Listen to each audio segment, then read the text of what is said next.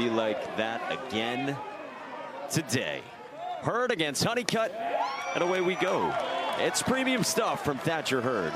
He's got 95. That's why he is where he is on Kylie McDaniel's draft board. Now that fastball is straight, right from over the top. Be 95, 96. He likes to throw it up in the zone. 96. So you had 95, now you get 96. I mean, it's electric. That ball gets on you quick if you're a hitter. Slow start, if you can call 6 at bats that. Very small sample size for Vance Honeycutt in this regional. And then 2 home runs against Luke Holman last night. And he tees off again to center with Jake Brown back, and the ball is just not carrying the way it was the first couple of days here. Tell you this though, for Hurd, you saw where he wanted that pitch. He wanted it up in the zone. He missed down. You got to be able to hit your spots, and you have to be able to elevate, especially with 2 strikes, because all that's going to do is make that Big 12 sixer better. 100 miles an hour off the bat of Vance Honeycutt, but merely F8. Now the first team all ACC left fielder Casey Cook. Cook's 4 for 9 with 4 singles. Came here 3rd on the team in OPS. Team leader in RBIs. See 76 of them. 2nd in the ACC coming in. Couple breaking balls to start from Hurd. Pitches for him, very high spin rates on him. Yeah, very high spin rate, and you know why he's going to those curveballs. If you look at Casey Cook during that regular season, hitting 500 over 95 plus fastballs. Fastball there at 95 from Thatcher Hurd. At times with the fastball, strike throwing has been an issue, but it is a strong whiff rate on the fastball. And then 2 different breaking balls. Pitching coach Nate Yeske says the curveball's always been an above average pitch for Hurd. Sky high center field and shallow for the freshman Jake Brown to go. And so we'll see what Thatcher Hurd can give today. What a gem it was from Griffin Herring earlier today for LSU, getting that 13-6 win over Wofford. 6 1/3 from Herring, longest outing of his career, just 1 run, career high 89 pitches. And now Hurd. Only guys Jay Johnson says who can't throw are Gauged Up, the Friday starter, Luke Coleman, yesterday's starter, and Griffin Herring. Parks Harbor takes strike 1. Now that's called a slider, but for me it's more of a cutter. It's not going to have that huge break. It's a little bit of that side to side, but there is a big differential too from that fastball to that pitch. Can we call that a fastball? Yeah, that's a one in fastball. But again, you see where they're trying to get it. Neil was saying, hey, let's throw it up here. Let's throw that fastball up. You want to be able to set up that curveball, but everything just keeps coming right back down into the zone.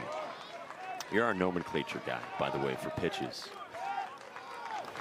Up the ladder, 96. Boy, if LSU gets this. Energy drinks. You were at Topo last night. Ooh. Tommy White cuts through 96 from Aiden Houck, and this is not your normal LSU finding an arm to roll out in its 4th game. Carolina guy who wasn't in the weekend rotation all year. These are big arms. That's 96 again, and down from Houck. Houck's got a big arm. You look at Hurd, you look at Houck. 2 big arms still here. These are their 3rd pitchers for these teams. Aiden Houck only threw 13 pitches last week in the ACC tournament. First outing here in regionals.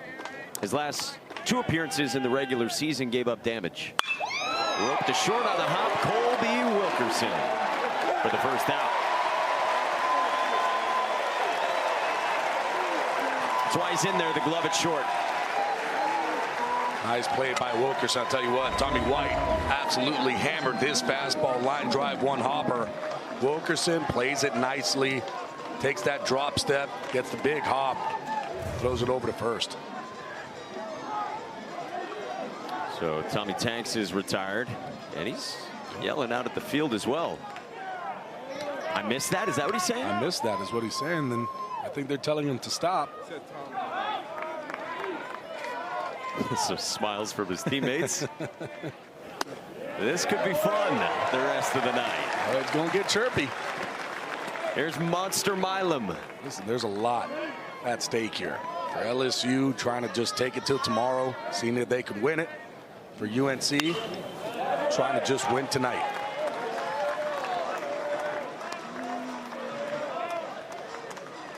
Houck against Milam. SEC all-freshman team, rookie from New Mexico. 2 homers Friday, you know by now, including the walk-off. Yesterday, 0 for 3 with a walk.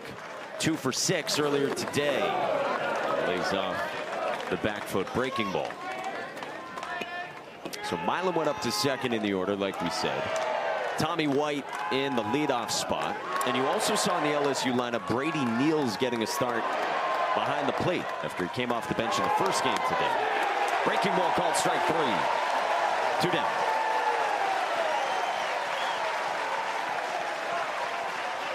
And that's definitely Houck's pitch. It's that big curveball. Does have a very good changeup that he can also throw. Guys are only hitting 122 off of that, but off the curveball, 222 average. Scott Forbes says it's a hammer of a curveball for Aiden Houck. Especially when you can tunnel with that fastball up in the zone. See what he starts out. Jared Jones with, sophomore first baseman. Got a fastball up. We'll see if there is tunneling off of that. It's a lot of chase on the heater, not a ton of swing and miss. Good amount of whiff on the breaking ball. You mentioned the numbers. And the changeup generates chase as well. Tunneling right there, correct? That's a perfect tunnel. Go up with that fastball, next pitch. Here's that big 12-6er.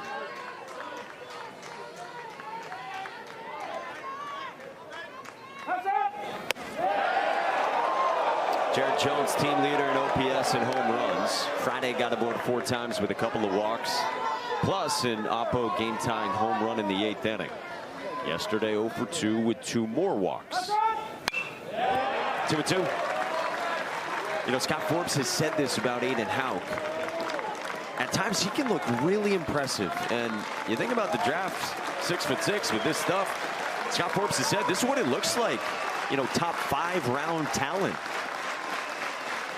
2-2 to Jones. Sails high. It's funny how that's what you say now. You know, a guy who's 6'6", throwing 95 miles an hour with a big 12-6 hammer. You're like, yeah, I mean, probably top 5 round. Where, you know, if you look 10 years ago, that was like, no, that's going to be a first-round pick no matter what. Top 5, yeah.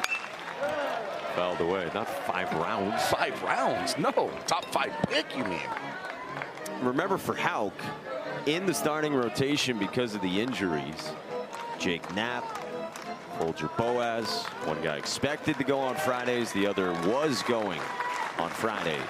3-2 inside, and Jones works yet another walk. That's 4, Jared. You can head on down. 2-out base runner for LSU.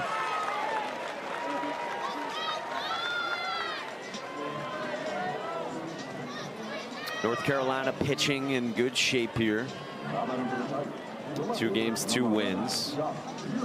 And now facing LSU. There's Josh Pearson. Cleanup man and left fielder. Junior from West Monroe in Louisiana. Had been 1 for 5 with only an infield single and then went off earlier today. Cranks one. Right center field.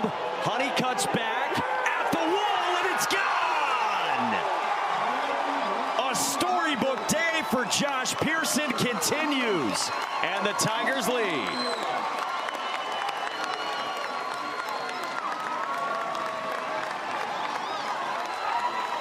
Numbers haven't been there all season for the outfielder in the cleanup spot. But Jay Johnson said earlier today, when you need him, he's there.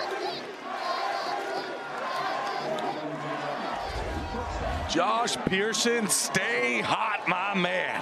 8th home run of the season, and boy, he has been in fuego today.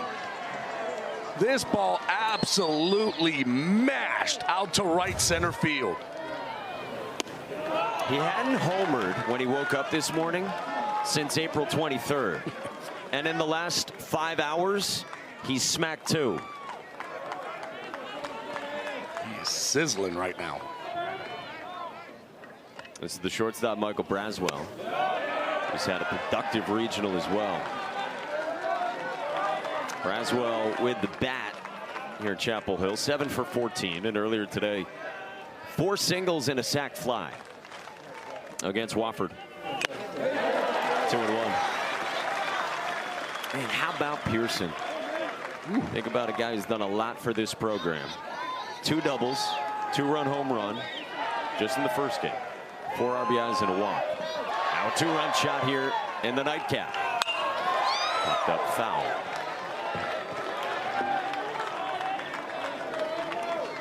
It's fun watching Vance Honeycutt go after that at right center as well. The look of a guy who's robbed 3 home runs before. He knew how to approach the wall. I mean, he knew it. He got there quick, tried to jump up there, scaled the wall, but way too far out. Full count on Michael Braswell. Just like that, after ground out strikeout. Pitch number 22 from Aiden Hauk. On the way. And on the hands and popped up in foul ground near the Tigers dugout. Luke Stevenson makes the catch. And it's 6 driven in. Thatcher Hurd back to work after a 1-2-3 10-pitch first inning. He gets Anthony D'Onofrio, cleanup man and right fielder for the Tar Heels.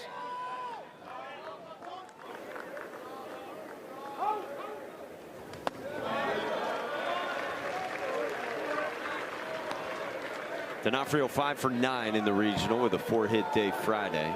Then yesterday doubled, scored one of the 2 insurance runs for Carolina in the 8th inning.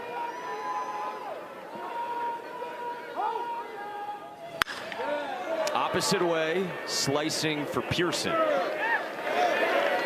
down. You mentioned Thatcher Hurd has pitched in big spots before. And they feel like he has pitched better recently as well. I mean, you saw the ERA. It's not where he would have wanted it at this point in the season. But the talent's there. And Jay Johnson said to us before the first game this morning that he has been better lately. And you know what he did last year in Omaha. Here's Alberto Osuna. Breaking ball to start from Hurd. I mean, 3 really good outings in Omaha for Hurd. Followed Ty Floyd on a Monday, the first Monday there, against Wake Forest. 3 innings, 1 run. In the Classic, in 11 innings, followed Paul Skeens for the last 3 innings of that one. Shutout work, of course. And then in the championship game, the winning pitcher, 6 innings, 2 hits, 2 runs, 7 strikeouts. Been really good in regionals too, with a dozen Ks against Oregon State last year. I mean, you just unveil this in an elimination game. I mean, he started 8 times so far in this year. Hasn't kind of gone his way, but he does know what he's doing as a starter. It just seems like when the moment gets hot, that's when he really picks up. Sure. 1-2. Osuna strikes out. Baseball's a funny game. And Thatcher Hurd's looking a lot like the guy we saw last summer. He has that fastball that's electric right now, and then he's also throwing this slider. To me, it's more like a cutter in between a slider and a cutter. But boy, it's good. He's able to throw it right on that outside corner, breaks off. Then he can throw that big 12-6 or 2. Real dude on the mound. Hashtag real dude. Hashtag real dude. Chris Burke would approve of your noun usage there. Here's Luke Stevenson, talented freshman catcher. Takes ball 1. Seems like against lefties, he's trying to start out with the big curve. Yeah, lefties, it seems like he's a little bit more comfortable throwing the 12-6er, and against righties, he'll throw more of that slider. Stevenson, 3rd-team All-ACC starter from the get-go this year. Well, slider 2. So curved slider. That's pretty sick in on a lefty. And just starting it right underneath the hands, breaking into a lefty. Luke Stevenson 1 for 6 in the regional with 3 walks. And then that fastball is good enough to where you have to be ready for it. You got to get that foot down. Because you got 95 at the knees. You got 95, 96 coming right at the knees.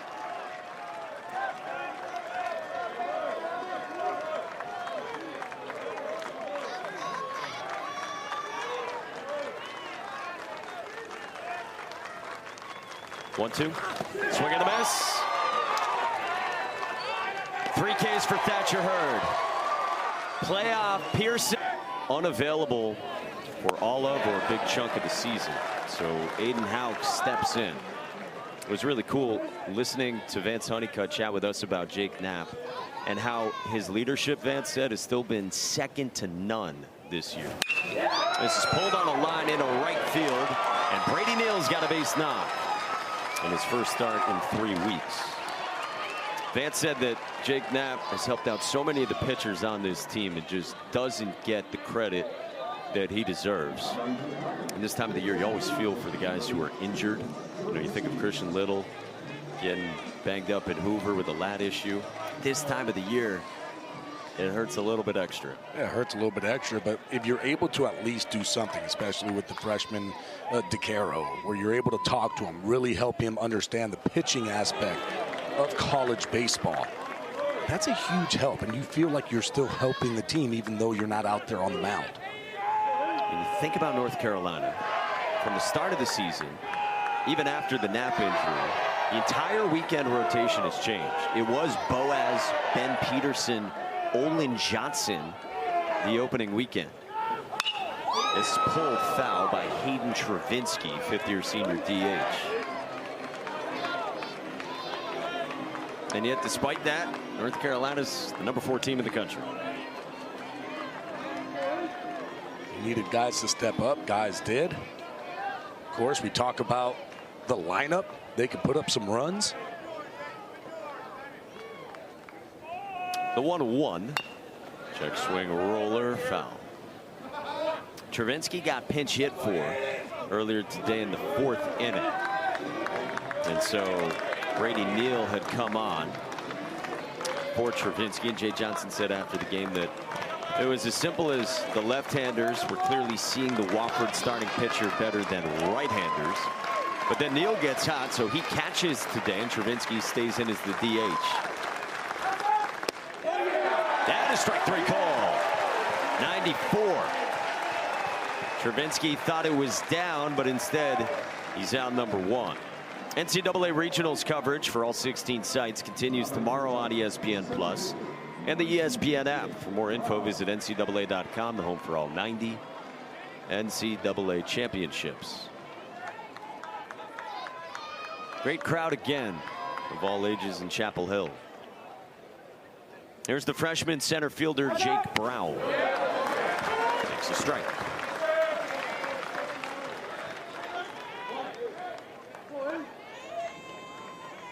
Louisiana native today was 2 for 4 with a run-scoring single in the 2nd. Had a sac fly as well in the 7th in the win over Wofford. Low roller, and Houck takes it himself. 2 gone with Neal to 2nd. Hey, pitchers are athletes now. Go get your ground ball yourself. Just take it on in. Go ahead, go get them. On you, kid. Aiden Houck described to us as quiet guy by his teammates. Say he came out of his shell a bit as the year went on. First year in this Carolina program since coming in, as we said, from junior college, where he spent 2 seasons. So he's got 2 outs. This is the 9-man, the right fielder for LSU, Ashton Larson, the freshman. On the SEC all-freshman team, former top 80 recruit in the country. Before today, he'd been 1 for 6 here. Then earlier today, 2 for 4 with a run-scoring single in the 4th inning. And he walked as well.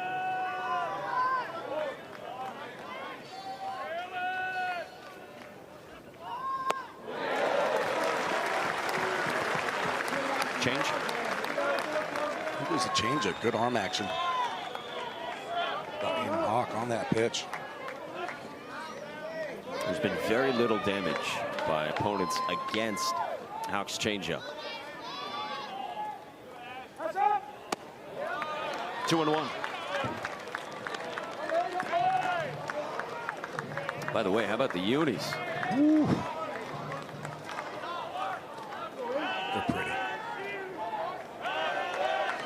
The heels and the pinstripes.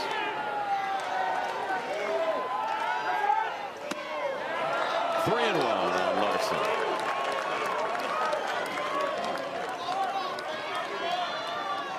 By the way, LSU has switched into the golds. Jay Johnson said between games we just had to get them out of the sun, get some water in them. He said we're the best fed team in college baseball. They ate as well between games. Full count.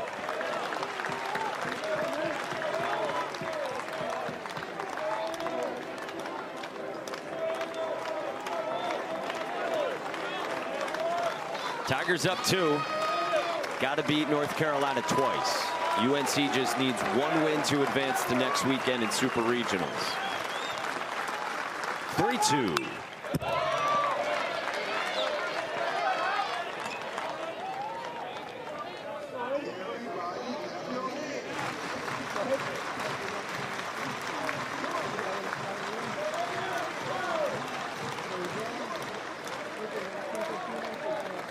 Another huge crowd on this Sunday night on the 2nd day of June. Payoff.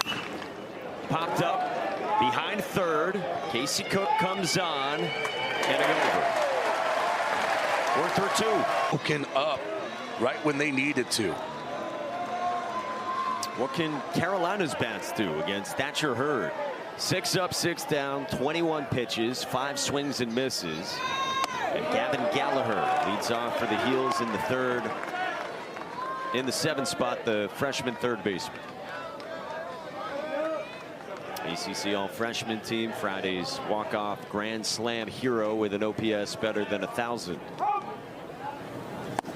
Chases. I mean, for me, UNC, what they have to do against Hurd is kind of, you're going to have to stay off the breaking ball and really be on that fastball. It's going to be a pitch that he's going to keep down in the zone, but you have to be ready. We've seen a lot of takes on that fastball down. Well, if he's grabbing the edge with sliders like that, that will be a tough recipe. Those are going to start getting called, but oh boy, it's going to be a long night for UNC. A little frustration boils perhaps for Scott Forbes. 1-2. Then you got 96 in the tank.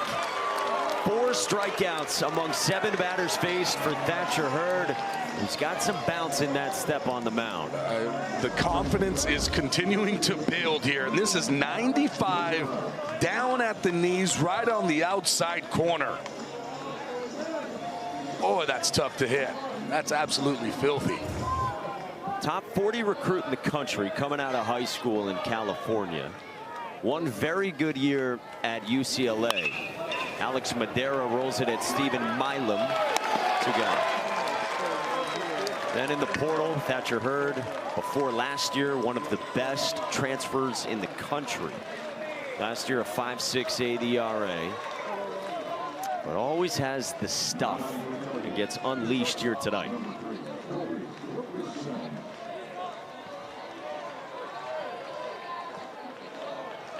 Two gone. Here's the senior shortstop, Colby Wilkerson.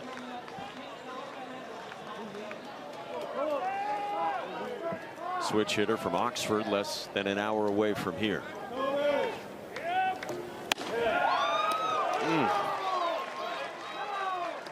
95 at the knees, inside edge to start out. Boy, if he's able to stay right there and just work that pitch in and out, it's not an easy pitch to hit. He goes right back to the same spot. And usually you would think that that's a spot that a lefty is looking for. Low down and in, perfect for that swing path.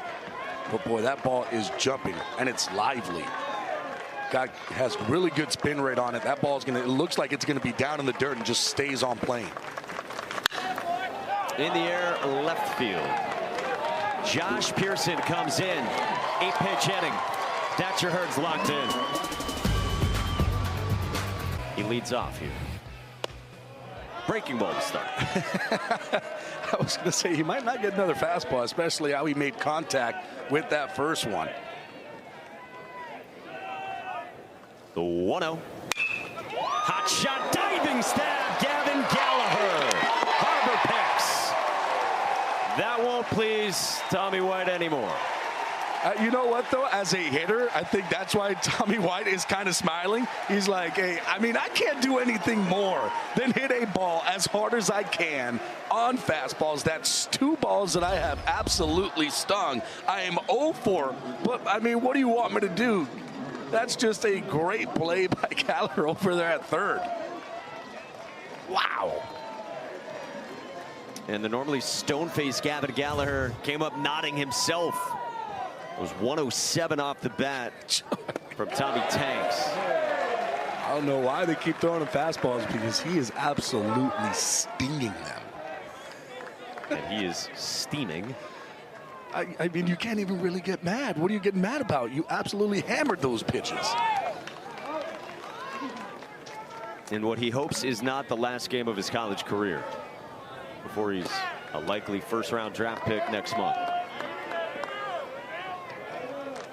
Stephen Monster Milam struck out looking on a breaking ball his first time. Out in front here, rolls over at foul.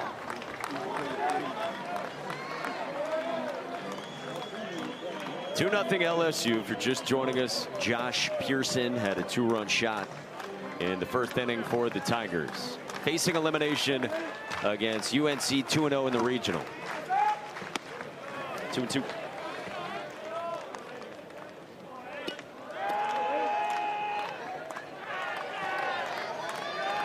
"6'6", Aiden Houck against 5'8", Stephen Milam.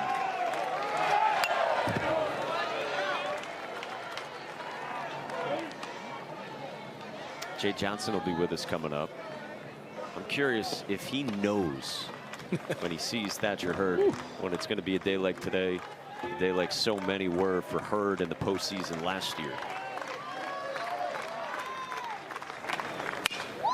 Bouncer up the middle, and Wilkerson ranges, fires, not in time. Infield single for Milam, and a 1-out base runner for the Tigers.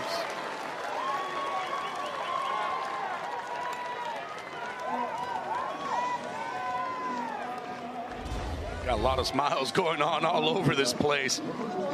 Milam hits this ball in the perfect spot. Wilkerson does everything he possibly can, but Milam just really fast. Up in. Yeah, you gotta look out. At Madeira. The duck. Watch out. J.R. Brown, head on a swivel. Blue. All right, so 1-out, 1 on. Jared Jones, 3-hole first baseman, ran it full, walked and scored in the first inning.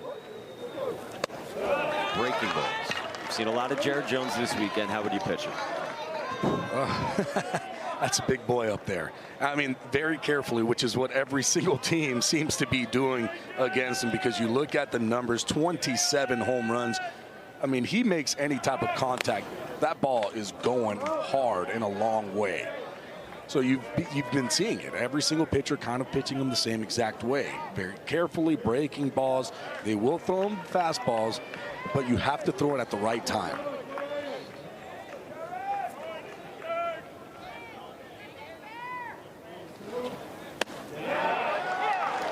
And if you can throw it there 3 times in a row, that's going to be tough for Jared Jones.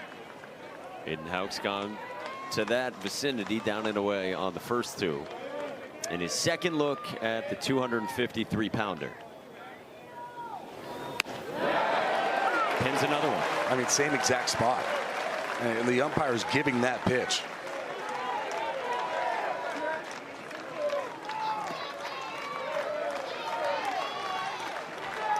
Milam had an infield single. With 1 out. The 1-2.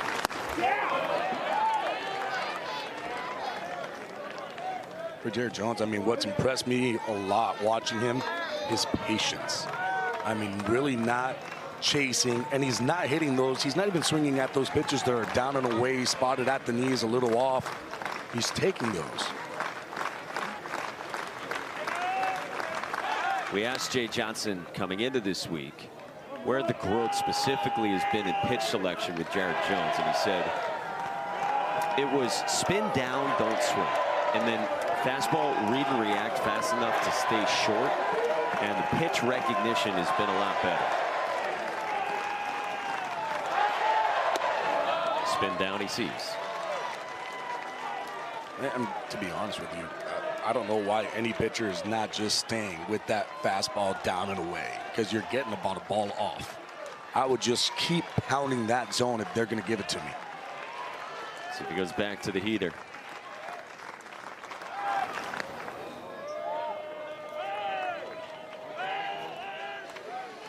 Jones is such a power threat. Entering this weekend, 62 hits. 42 of the 62 for extra bases. 3-2. He walks him. So Milam to second. Jones is on.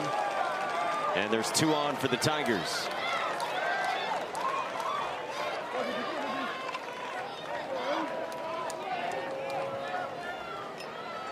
Now here comes Josh Pearson. What's it feel like to be Josh Pearson right now? Well, that ball is a lot slower coming in, and that's what people try to think, like, oh, when you're really, really hot, you know, that ball looks like a beach ball. It really doesn't. What it is almost looks way slower coming in, just because your body control has slowed down that ball. Your eyes have slowed it down, so you're seeing it just that much better. Jay Johnson said to us the other day, it's the weirdest player I've ever seen, because you got to look past what the numbers say. And again, we said this earlier. The coach's intuition has led to Pearson being planted in the cleanup spot.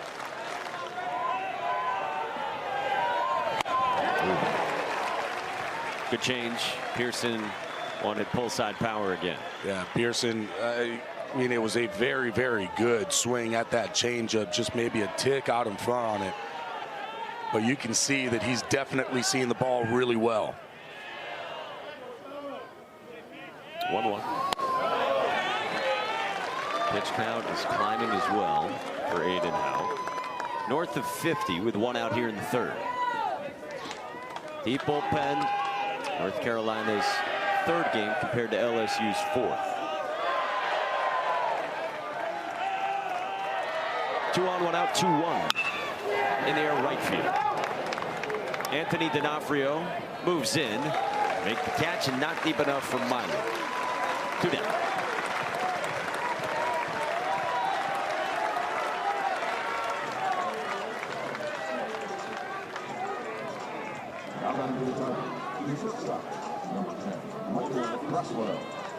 Brings up Michael Braswell. You know, last year in the Supers, Jordan Thompson played outstanding defense. Jay Johnson said to us, way over the top elite. And right after that Super Regional, Jay Johnson got thinking, well, he's not going to be here next year. I didn't feel great about what was coming next. That's how Michael Braswell ended up with LSU. Current shortstop playing so well, and a coach's anxiety about who's coming in to fill the roster behind him.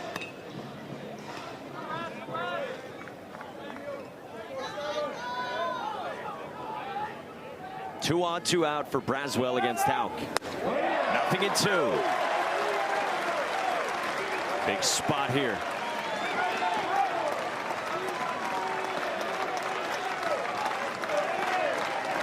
Aiden Houck's trying to bear down in the 3rd. 0-2. Outside. Trying to be a little too perfect. You can see where Stevenson was set up, saying, hey, we're getting this pitch down and away. Let's go right there again with that fastball. You don't have to overthrow it. The pitch before that was 92 miles an hour, right exactly where he wanted it to. That one up and away at 94, just overthrew it a little bit. 1-2. Line drive, right field. D'Onofrio's in. Can't make the catch.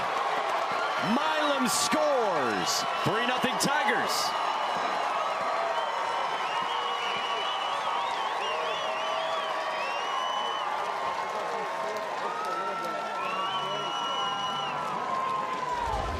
Very nice job here by Braswell. Gets a breaking ball on the outside corner, goes with it. D'Onofrio kind of was in between on this, and I think if he either... All right, so Jared Jones is at third. Michael Braswell drove in a run is at first. Post visit, Aiden Hauk will battle Brady Neal, sophomore with a career 945 OPS. First start in exactly 3 weeks. Came off the bench earlier today and hit. Bouncing ball, foul. That's how that works. You get that opportunity, you come in, you just start to hit that baseball around. And Jay Johnson says, all right, got to find you a spot because you got a hot bat right now. Starter last year, then a back injury. Starter this year, but was playing through a shoulder injury and then re-aggravated it. Popped up left side of the diamond toward Gavin Gallagher. Inning over. Explain how he keeps delivering in the clutch. He's just got a knack for it. He's a great postseason hitter. He's a great clutch hitter. You look at the stat line, you wouldn't know it, but it's always when it matters, and that's why I play him. Good. I have to talk about Hurd on the mound. When do you know that you're going to get this out of him? Well, he works hard all the time, and just like we were talking about with Josh, I mean, no pitcher other than Paul Skeens had a better postseason resume than Thatcher. So he's locked in and focused, and keeps doing that. It's going to be hard to hit. Jay, thank you. All right, guys. Thanks. Thanks, Coach. Jay said it was right before he hopped on. He's doing better than when we talked with him earlier this afternoon when his team trailed Wofford 5-2 at the time, and then from there put up 11 more and now leads this game as well. Shoot, long way to go in this one, but you win this. It's winner take all game 7 of the regional sometime tomorrow. You talk about momentum swings too. You started off that game against Wofford and they were up 5-0. You're thinking, oh boy, here we go. And then your team all of a sudden started to just battle back. Then the bats came alive, and guess what? They had not stopped. Thatcher Hurd is perfect through 3. Second trip through after 29 pitches. Starts out Vance Honeycutt with another glove side slider that lands. Vance Honeycutt flew to center his first time, leading off this ball game. If you're just joining us, the way it works, North Carolina has been the home team, so they're the road team in this game. LSU, the home team for this meeting. So we're in Chapel Hill. First AB for Honeycutt. They just went after him with just straight fastballs. Here it is. This time, okay, let's go with that slider. 2 home runs yesterday for Vance. A soared 1 and 2 on another slider. And yesterday's game, he hit a home run off the fastball. Then his next AB hit a home run off the slider.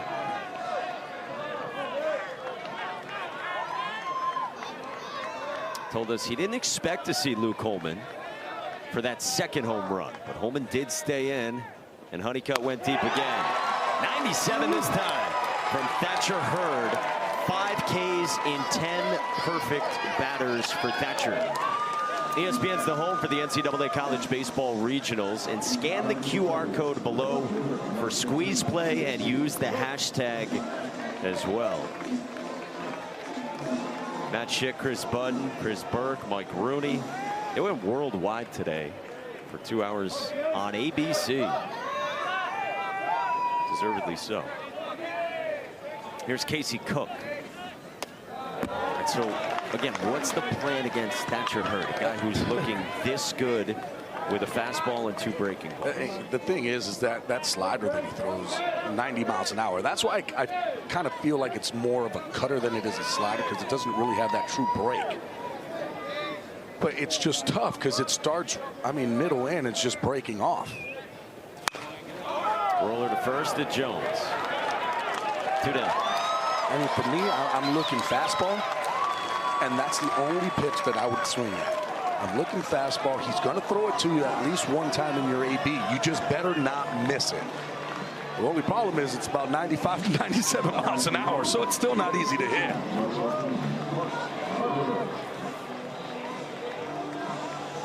Two down, bases empty. Still no base runners for UNC. The Georgia transfer Parks Harbor struck out on 96 up his first time. Goes after the fastball there. But again, can't miss it. Gets that elevated fastball. You have to be able to get that foot down, get that barrel to the baseball. Because once you fall behind, he has shown that he has some nasty stuff coming behind it.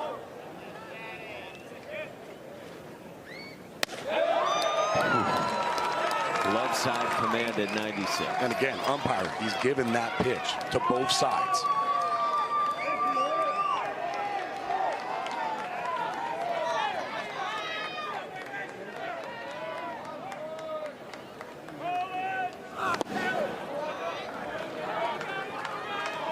Just joining us, LSU already staved off elimination earlier today. Used Griffin Herring for 6 1/3. Gage jump pitch Friday. Luke Holman went yesterday. Herring on in relief as early as the first inning today. So the Tigers would love length from Thatcher Hurd, and he's delivered so far. That's fair down the line for Harbor. First base runner for the Tar Heels is Parks Harbor with a 2-out double.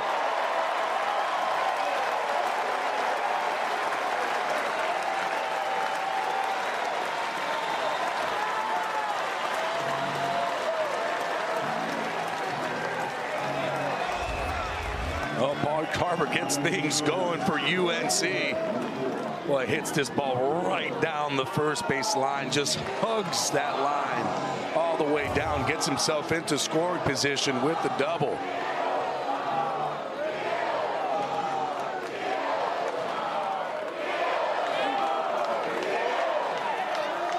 Now Anthony D'Onofrio, the cleanup man. He resists the slider. D'Onofrio, 23-year-old, sixth-year senior at his fourth different school, from Division III to Stony Brook, where he was told he's not good enough for that team, to Quinnipiac, and now to North Carolina. He has starred for the Tar Heels.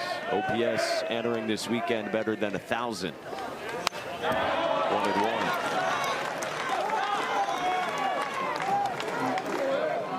Turned into a prospect as well.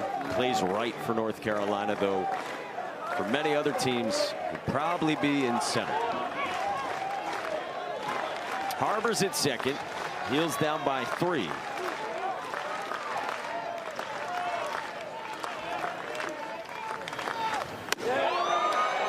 That's a strike. The wider zone tonight. I mean, look, he's giving that pitch. We have seen that pitch being called away to righties, into lefties. That pitch has been called consistently, and it's been called from both sides. So as a hitter, you have to understand it. Okay, he's giving a little bit here. Laced over Marlin in the right field, a base hit. Larson comes up with it. Harbor to the plate. Carolina's on the board.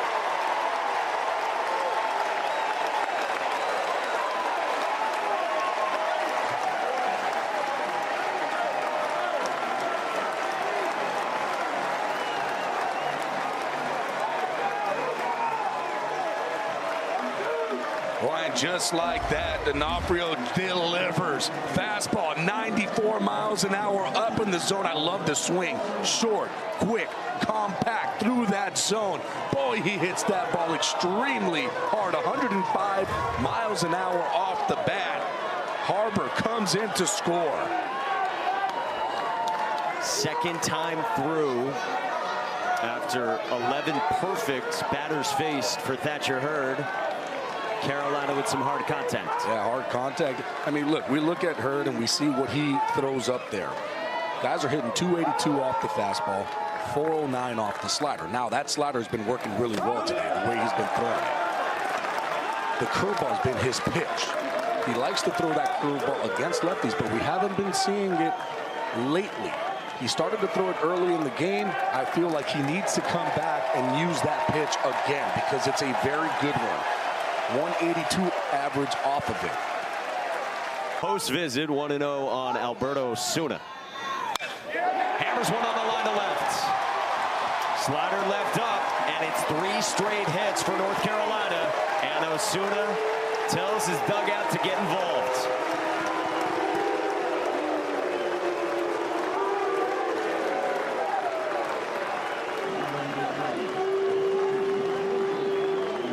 talked about this UNC offense.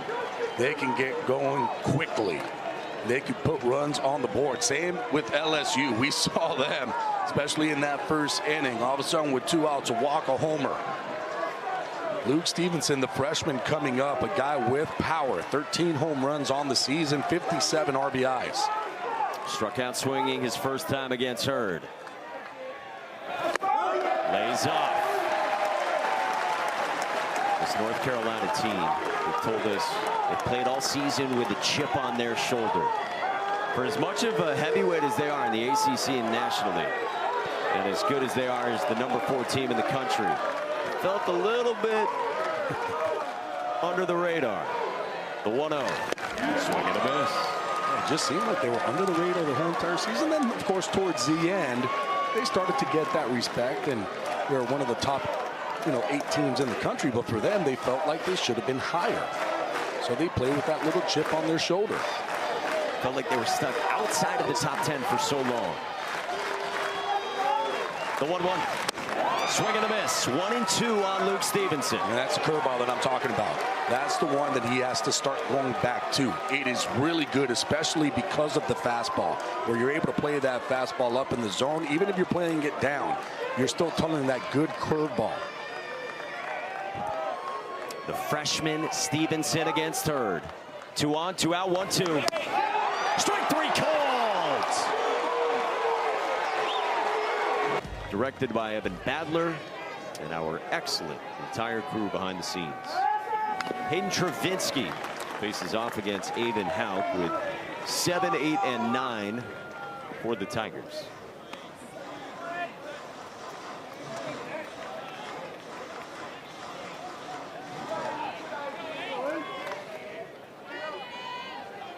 Backwards K on 94's first time. Drops this one up foul, 0-2. Get the Sunday night. Start punching tickets to the Super Regionals around the country. We've had the scoreboard working all weekend. It's spiked.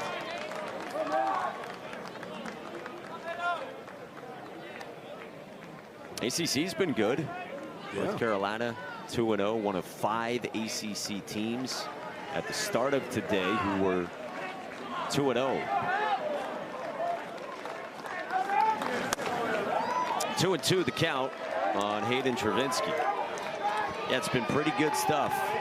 6 ACC teams entering tonight, playing for regional finals. Will be 7 if Duke is able to beat Oklahoma. They're down 3-1 right now in the top of the 9th. Top 9, huh? Or sorry, top of 7. Boy, that's a really good Duke team staring down elimination. Yeah.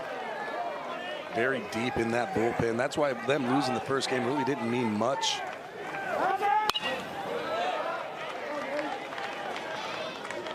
How about Georgia Tech up 5-2 against Georgia, top 4.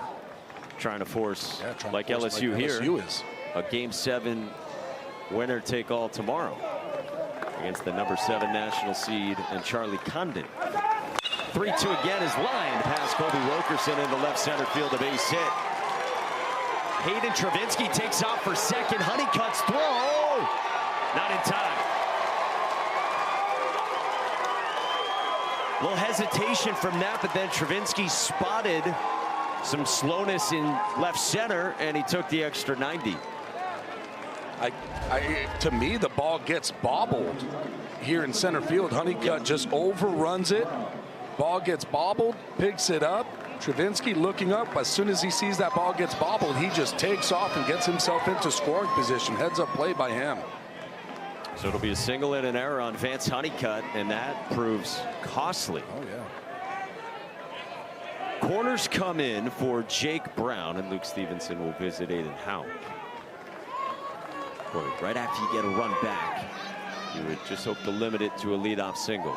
It's the 2-time ACC Defensive Player of the Year in center, and Honeycutt. Yeah, you don't see him making that type of mistake very often. 68 pitches. So Connor Bovers started and relieved in his career, and then the lefty Kyle Percival for Scott Forbes. He's thrown Dalton Pence 2 days in a row. Their best reliever, who came on yesterday against these Tigers for 2 2/3 innings of hitless ball for his 7th save, 27 pitches. Scott Forbes said after that Dalton Pence would come in today and give Scott Forbes a sense of where he is. He says they operate on a scale. So somewhere on the scale, Dalton Pence would say to Forbes how he's feeling. Right now he's chowing down on Cheez-Its. I wonder where that scale is when you're talking about these type of games, where you know a pitcher's going to want to come out and say, yeah, I'm good. And do you have to dial it back yourself and say, well, this is the number that he says, but this is the number where he probably is. From Lancaster, South Carolina, comes on. Not used a whole lot recently, but does have a 1.61 ERA in more than 22 innings. Look, he's been throwing the ball really well. 1.61 ERA, 20 strikeouts, fastball, curveball, little slider, side to side. They're going to need him right now to see if he can eat up a couple of these innings and keep the game right where it's at, because this LSU offense is really, really good. Aiden Houck exits after pitching into the 4th. Kyle Percival against lefties has held them to a .668 OPS. National average is somewhere around .750, so he's been good. That is to say, left on left. That's bunted foul by Jake Brown, like earlier today. He does have good chase percentages too on that fastball, on the slider, even the curveball. On the fastball, a 27% chase rate. Major league average, 24.5.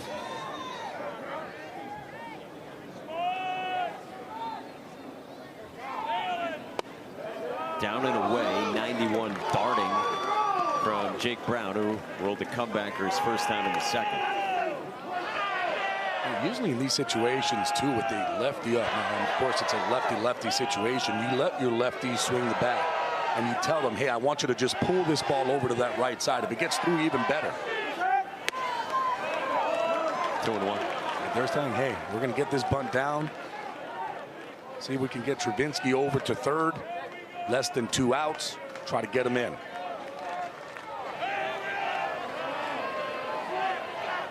Johnson pondering outside the dugout. 3-1 with Brown giving himself up.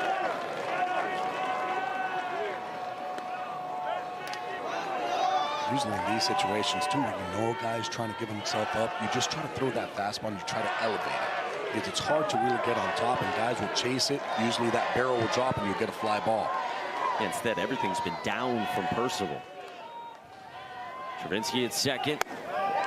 5-pitch walk to the 8-man Brown, who's trying to bunt. 2 on, nobody out.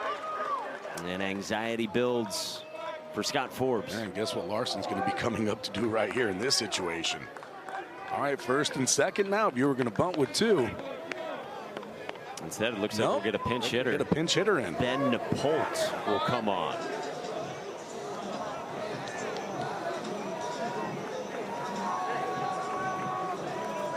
Senior infielder, transferred in before last season to LSU from VCU, where he was first team all conference and has played in the Chapel Hill Regional before. Coming out to give the bunt plays.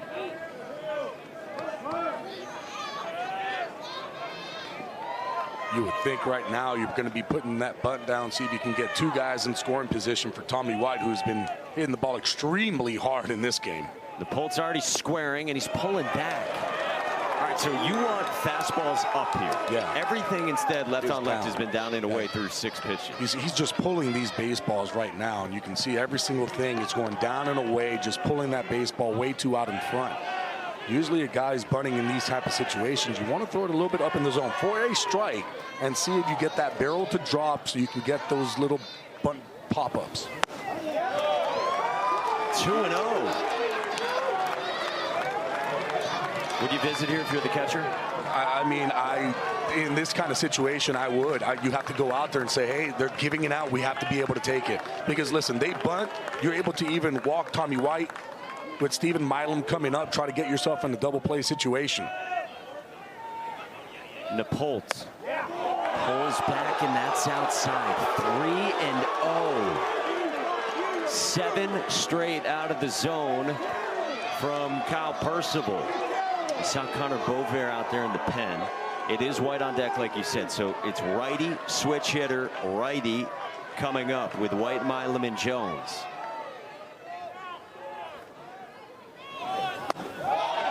South of the knees. Loaded up, back-to-back walks. Nobody out 4th inning, and that's it. Yeah, he's not going to stay in here now. Yep, there he goes. Bull Hill. It's a 3.38 in 24 innings for Beauvais. 7 career grand slams for Tommy Tanks. 2 of LSU's 4 this season.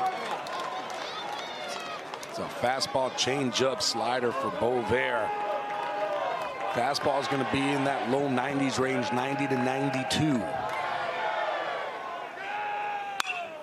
Line drive right field, and it's down for a hit. Travinsky scores, and Tommy Tanks comes through, and the lead is 3. We welcome those of you watching on Squeeze Play. LSU's got to beat North Carolina twice here in this regional final, hoping to force a game tomorrow. And Tommy White's been frustrated today, but delivers here. He's happy about this one. Gets a fastball elevated up in the zone. And again, this is one of the things that I do like about Tommy White, being able to drive that ball the opposite way on a line with power and authority. Now Stephen Milam, first pitch swinging, rolls it into right field, a base hit. Jake Brown scores. Napolt to the plate, in behind him as well. 6-1 LSU.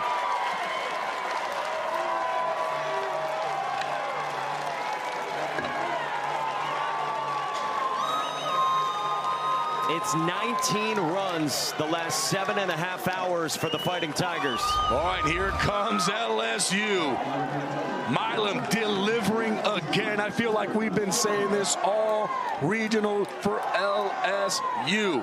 Base hit in the 4-hole. 2 RBI single. LSU up 6-1. If you haven't been with us throughout this regional, Jay Johnson said Stephen Milam's been our best player the last 3 or 4 weeks. Now Jared Jones tried to send one to the Smith Center. So it's 6-1 LSU. Thatcher Hurd finally had a blemish in the 4th, but retired the first 11 he faced to start this ball game. Things are getting interesting in Chapel Hill. 0-2. I feel like at this point, too, you're looking at Thatcher Hurd going, okay, this is your game. See if you can give us a little bit more length here. As long as you can go out there and get outs, we're going to let you pitch. Now you got some leeway, too, of 5. Good block by Luke Stevenson. And the way that LSU has been swinging the bat today, you feel like they're not going to stop here at that 6-1 range. On the flip side, though, UNC, we have seen them plenty be able to put runs up on the board. But the way that Hurd has thrown the baseball today, boy, he has looked good.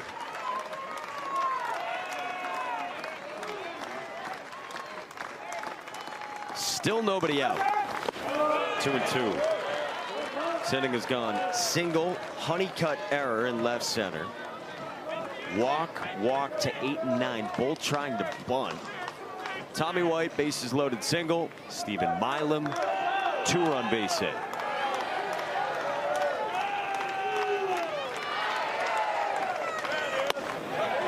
Full count, which is where Jared Jones has perpetually lived this weekend. All 3 trips in this game. Yeah, coaches will tell you, too, walks will kill you. Well, guess what? 3 of those walks today have come in to score.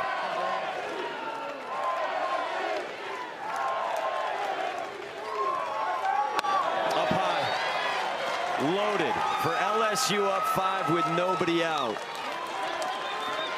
And playoff Pearson is coming up.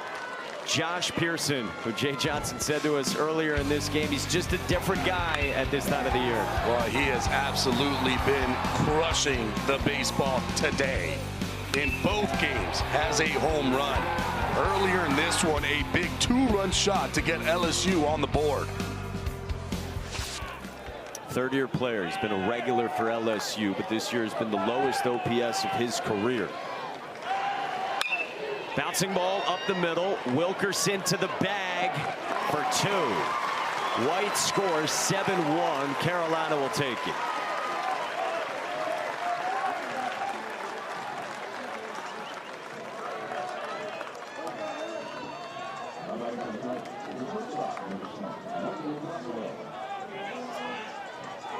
You're right. LSU, hey, fine, it's a double play, but we'll take an extra run. Make this game 7-1. Make it that much tougher for UNC. And now Michael Braswell, shortstop, who had an RBI single his last time. Vaults this one high in the air to center. Vance Honeycutt drifts in, heading over. 4-spot Tomorrow and see if you're able to get a lot out of her to be able to hold that bullpen. Paxton Kling is the new center fielder. Ashton Larson got hit for by Napolt. So Brown's now in right. 7, 8, 9 for UNC begins with Gavin Gallagher and then Alex Madera and then Colby Wilkerson.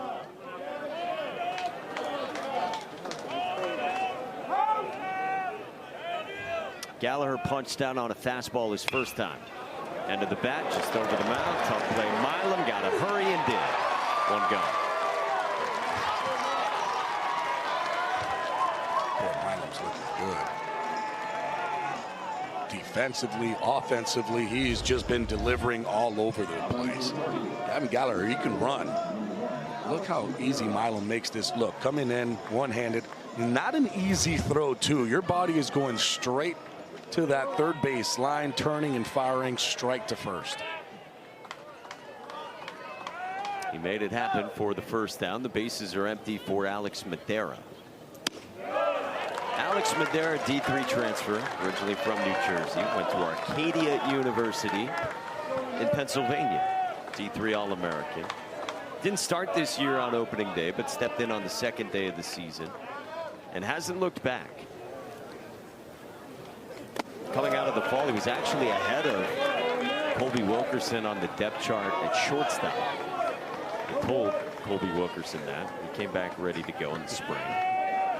So Colby claimed short. Madera settled in at second. Scott Forbes has loved his middle infield. 2-1. Madera can really run. He can bunt. We've seen that. I like him down here in the 8th hole with a very high OBP. More walks than Ks.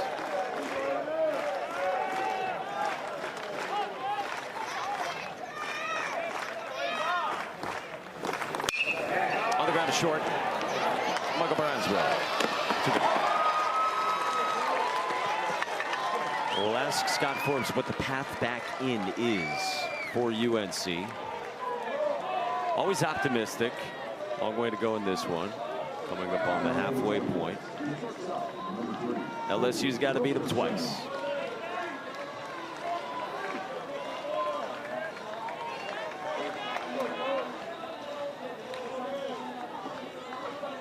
.55 pitches to get 14 outs for Thatcher Hurd. Colby Wilkerson flew to left his first time. Senior shortstop on the ground at a mile. 3 ground ball out, 7 pitches. That's it.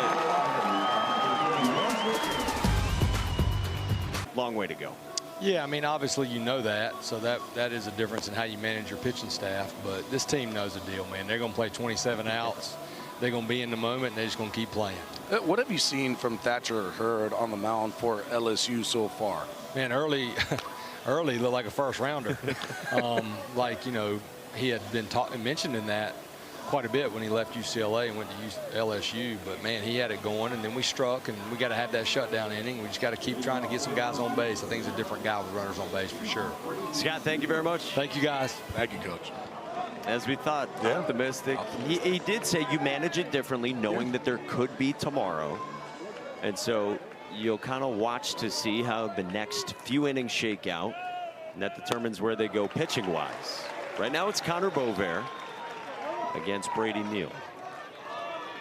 Kind of see if you can just get that one pitcher to give you multiple innings at this point. That way you're able to save your guys, especially if the game doesn't change. But again, just like you said, you all of a sudden start putting runs on the board. You got 2 here, you're able to shut them down. It changes then the mindset at that point, because then all of a sudden now, instead of it being 7-1, 7-3, 7-4.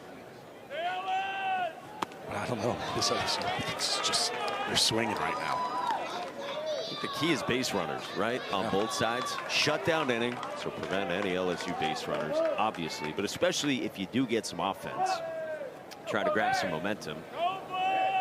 And then he thinks Thatcher Hurd is a different guy when there's runners aboard. Caught it first by Harper, 1 gone.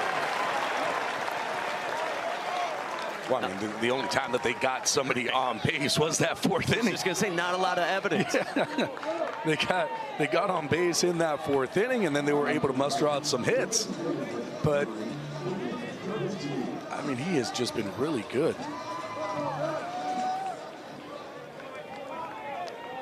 Here's Hayden Travinski. Singled his last time. Slump busting knock to lead off the 4th.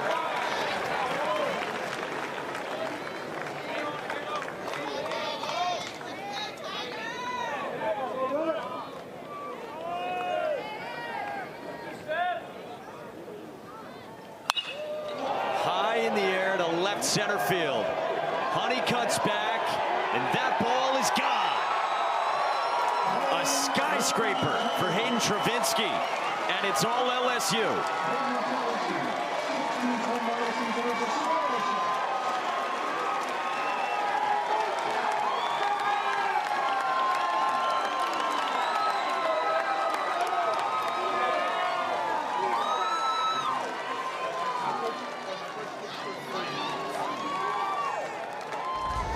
Well, you talk about Travinski breaking out of that slump. Well, this will help also.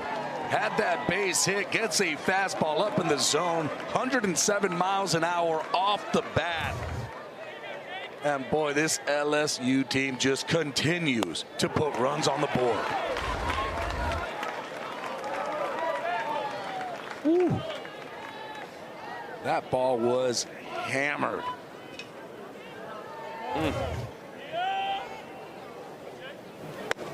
It's outside to Jake Brown. 108 off the bat. And Hayden Travinski and LSU have piled up 21 runs since they went down 5-0 today. They've outscored their opponents 21-2 since Wofford's 5-run first inning earlier today. I mean, and it's not just little rinky-dink hits either. They've been swinging the bat and hitting balls hard. Even their outs have been hard. I love that. You hit a home run, you're in that dugout, you're showing guys, hey, it's right here. That's what I needed to do. It's easy. Yeah, been there. You know, you kind of break out of that slump, you get that first hit, all of a sudden, okay, now you start to relax those shoulders. Yeah, there it was. That's what I needed to do. Get those hands in.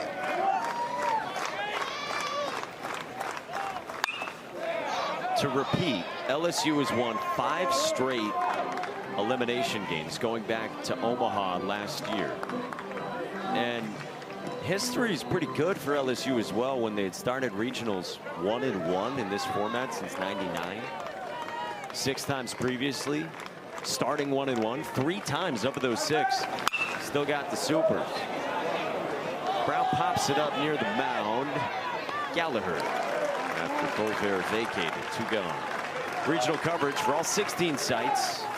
We think, we hope, we wonder. Continues tomorrow. We'll see how many on ESPN Plus and the ESPN app. For more info, visit NCAA.com, the home for all 90 NCAA championships.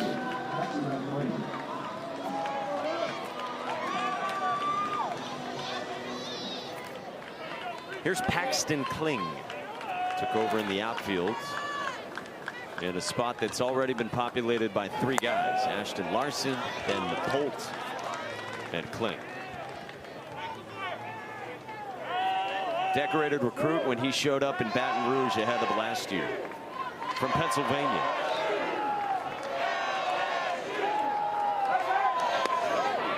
Breaking ball for a strike.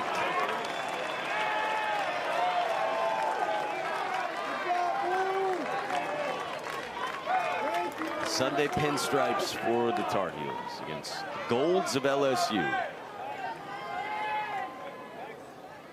Did he go? Yes.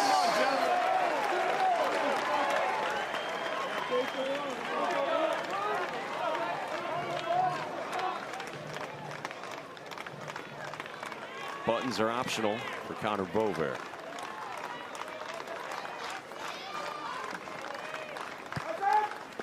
Two and two.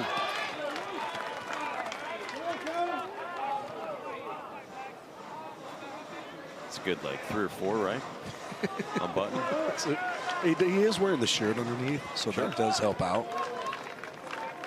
1, 2, and then that little Velcro piece to keep everything nice and tidy. Is that what that is? Yeah, that's what that is. Comebacker. Inning over.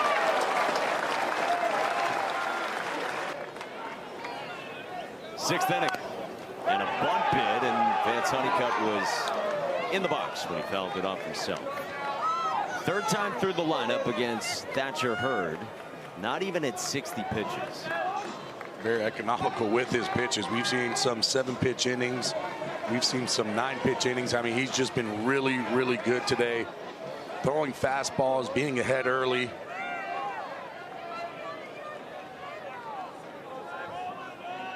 Honeycutt has a fly out and a strikeout on 97 up and in. Sky high pop up onto the outfield grass. Stephen Milam trying to size it up. He does. There's one gone. Well, we're talking about this ballpark, Boshamer Stadium, Bryson Field at the Bosch. Built in 1972, renovated in 2009, and very friendly for Scott Forbes' team this year. Protecting the house.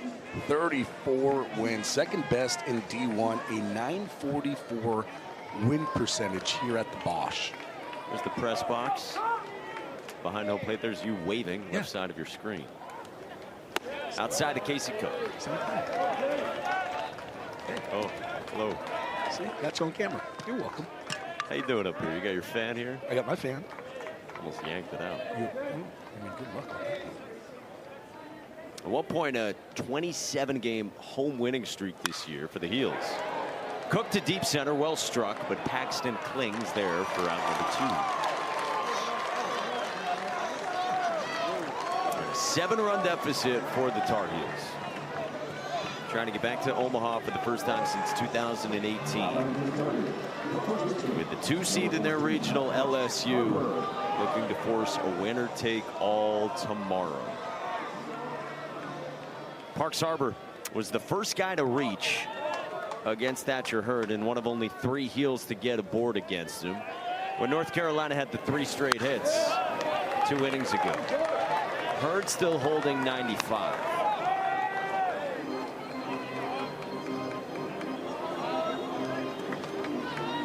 Scott Forbes said it. The buzz on Thatcher Hurd has been very high end at his best, especially after transferring from UCLA. Because he's got that, he's got the slider, he's got the fastball. I told you earlier, Kylie McDaniel has him 90th on his MLB draft rankings with a 3rd-year pitcher out of Manhattan Beach, California. I'll tell you what, he continues to pitch like this, he's going to get his opportunity to pitch more. That draft number might be going up. Right center field for Harbor, and he splits the gap and one-hops the wall. Parks Harbor's got his 2nd double and as many trips in the last 3 innings. Parks Harbor's been the only one to really understand, hey, I'm going to hit this ball hard, and boy, he has been swinging the bat against Hurd. Just another beautiful swing. Gets the breaking ball again this time. Lets it get a little bit deeper. Right center field for the double on a line. Brings up Anthony D'Onofrio. Hammered one hard his last time himself at 105 off the bat. RBI single to the pull side and right after he flew out to left field in the second leading off. From Massapequa, New York on Long Island. This one goes away from Brady Neal.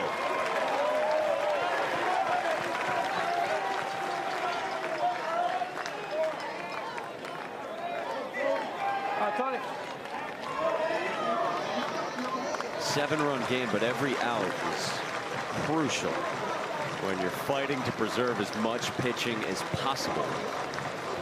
Neal visits. Barber and White chat over at third.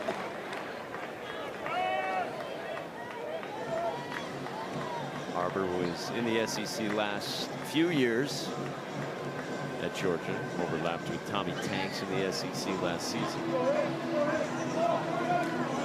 What do you think we're chatting about right now? I mean, Tommy White's got to be happy at this point. 8-1 ball game.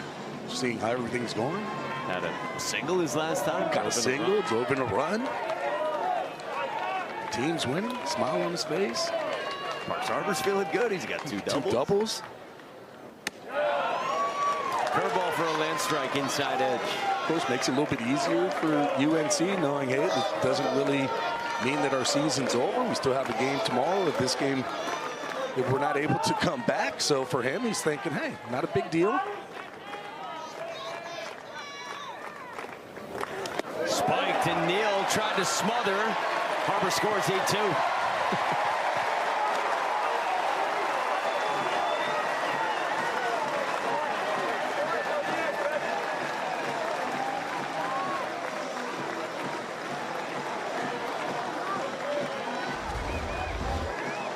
The slider straight just down, spiked. Not really much you're going to do if you're Neal behind home plate. Tries to get his body in front, and Parks Harbor is getting around those bases, ends up scoring.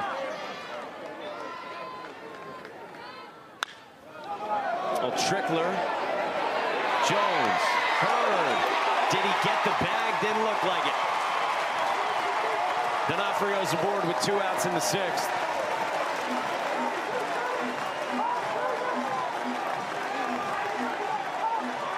He can really run. Yeah, he definitely can run. D'Onofrio comes up, and you see exactly where Jones was going in front. That's just a really tough play to try to get that ball over to Hurd. Hurd is looking backwards. As soon as he makes it, just completely misses first base. Alberto Osuna singled as well his last time against Hurd. Down. No move. 8-2. A little bit of an opening that Carolina can peek through against Hurd the last 3 innings compared to the first 3. One big swing would change the tenor of this game.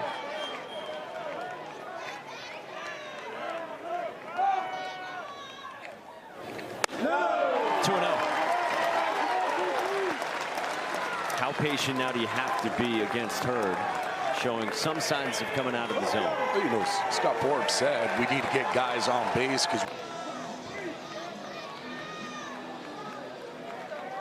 Nate Yeskie visited, and Thatcher Hurd readies himself for his 70th pitch tonight. It's a 2-0 to Osuna. Comes inside and fouled off 2-1. Osuna tried to hold up the swing and just makes contact with that baseball. And that pitch was in too. Just Osuna being a little bit aggressive, trying to get those hands out on that fastball. This is Hurd's most pitches since March. 2-1. That is outside. Thatcher Hurd, a starter to begin the year. Came out of the rotation after March 24th against Florida. 90 pitches over 4 2/3 that day. Since then, never more than 2 innings. Tension for Jay Johnson in the 6th tonight. Big swing, 3-2. Good cutter. Yeah, very good cutter.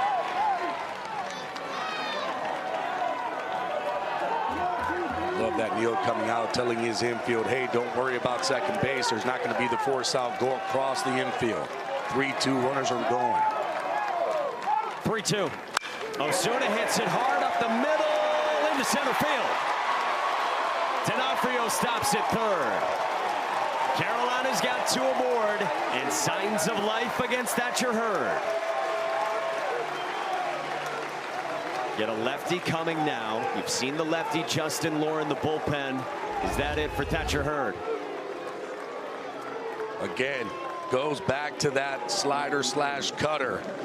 Ozuna just hitting it right back up the middle. Milam almost coming up with it, and it looks like they're going to go ahead. Lohr against Stevenson. 2 aboard. 6-run game, 1 swing would change things. And this is where UNC is very dangerous, because up and down their lineup, they do have guys that can leave the yard.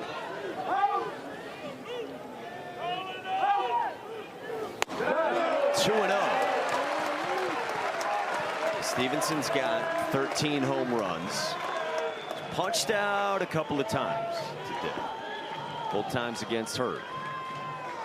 Swinging and then looking on a slider.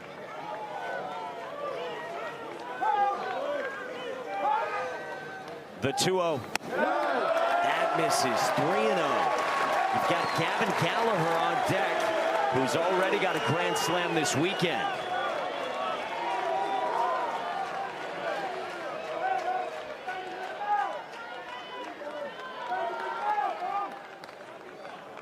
Telling him to throw away the ball, licked the fingers and went straight to the ball. Can't do that. You have to wipe it off first.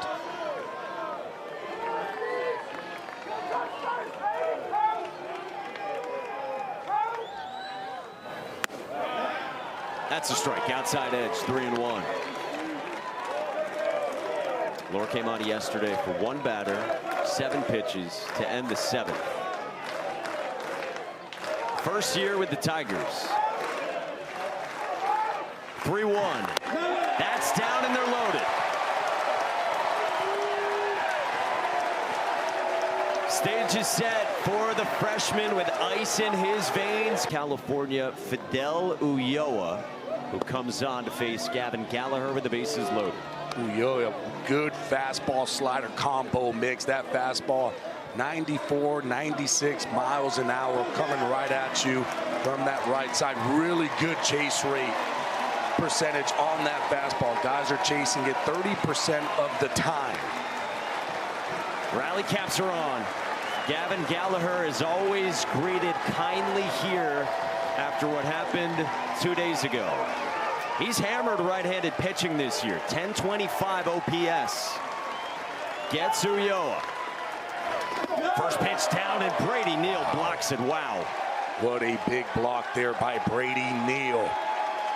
That ball easily gets behind him, and all of a sudden UNC is able to score another run, keeping it in front. The cold-blooded freshman who hardly cracked a smile after the walk-off grand slam Friday. The 1-0. Down again. Ton of sliders, and that's what Ulloa has gone to on his first couple.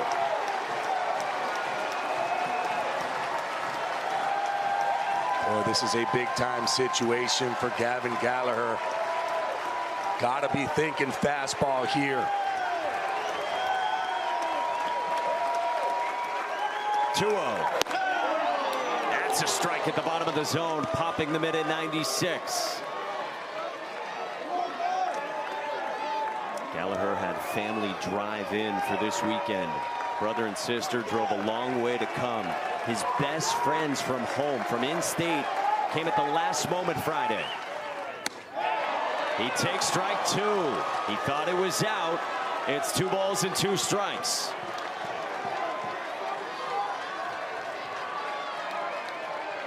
Bases loaded. 2 outs. Ulloa against Gallagher. The 2-2. Down, and it's full.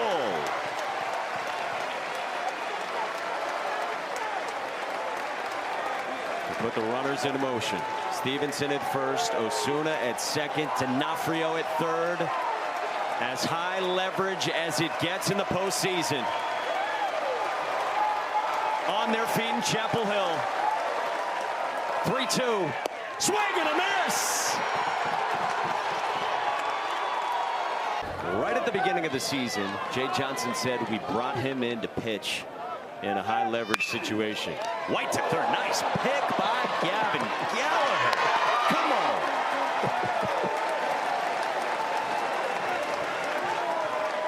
And Tommy White is going to look at Gavin Gallagher going, are you kidding me over there?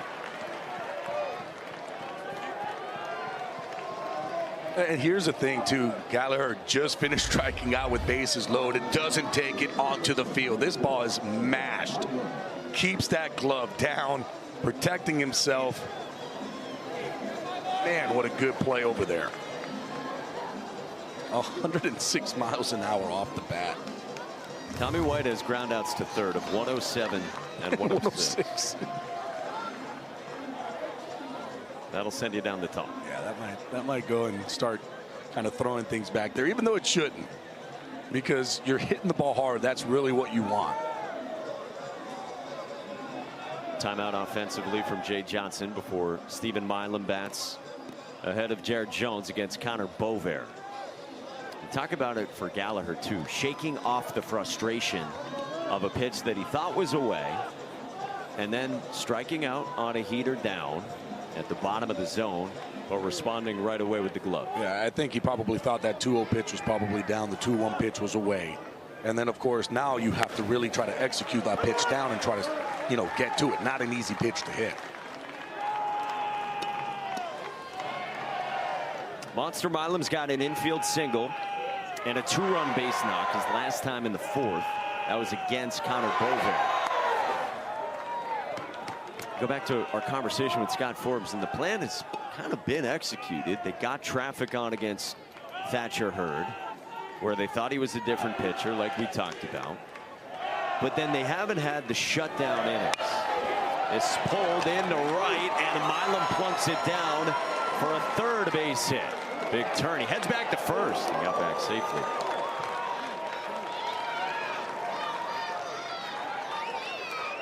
But it's just been base runners for LSU, breaking up any chance to grab momentum for North Carolina. Yeah. By the way, smart play there by D'Onofrio. Throw behind? Yeah. I used to love doing that. I played outfield a little bit. And I used to love doing that. Guys take big turns because that's what you're taught to do. And you can kind of time it out to get them while they're going and their back is turned to first, and you can just shoot it behind. If you make a good throw there, you're able to get it out. What's the perfect timing? Like, when do you let it rip back to first based on where they're at? Basically, as they're hitting that first base, one step on the back, you can just go ahead and throw it because, I mean, they're already moving. It's going to be hard to put the brakes on and get back. And what's the perfect deep? Like, where do your eyes go? Where's your body positioned to fool them? Well, I mean, you're just kind of getting it, and you kind of acting like you're not going to do anything. You're just going to lazy, just get it, I'm going to throw it in, and wham, throw it right behind him. Jared Jones. I'd like to see more of you as an outfielder. People forget your outfield and your catching days. I used to have a good arm, too. Yeah? Not anymore. But yeah, I used to. What did it grade out at? Any idea? When I was, you know, they have the perfect game and all that. I was 97 across the infield. Dang. You think you are Mason Wynn or something? Had a good arm. 93, 94 from the mound. But I could hit. So did you ever pitch? I did in high school. I was a closer. Everybody that can throw is a closer in high school. 93 or 94.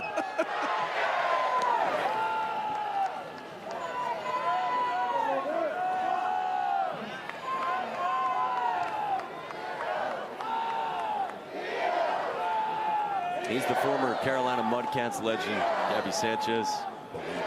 I'm merely Mike Monaco. Bottom six, 2-1. Jones swings through the off speed. 2-2 on Jared Jones.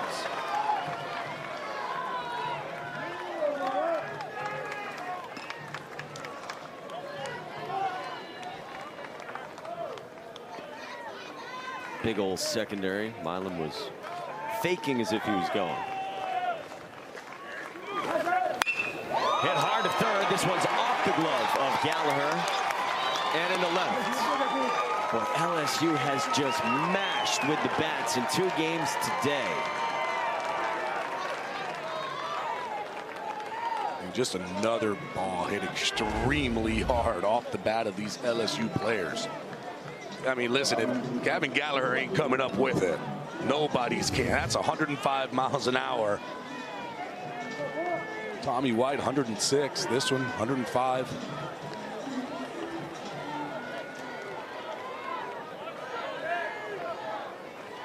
Jared Jones has 7 walks in this regional, and that bullet as well. Plus a single on Friday, a home run that tied the game in the bottom of the 8th inning, part of that comeback walk-off win for the Tigers in the first go-around against Wofford. Also had 3 hits in the first game today. 2-0 on Josh Pearson. 2-run home run in the first, his second in as many games today. Fly out to right. Then rolled into a 6-3 double play in the 4th when that inning, despite 4 runs, ended suddenly for the Tigers. Now, can they add on and answer the run from the Tar Heels in the top half of this 6th? Up and out.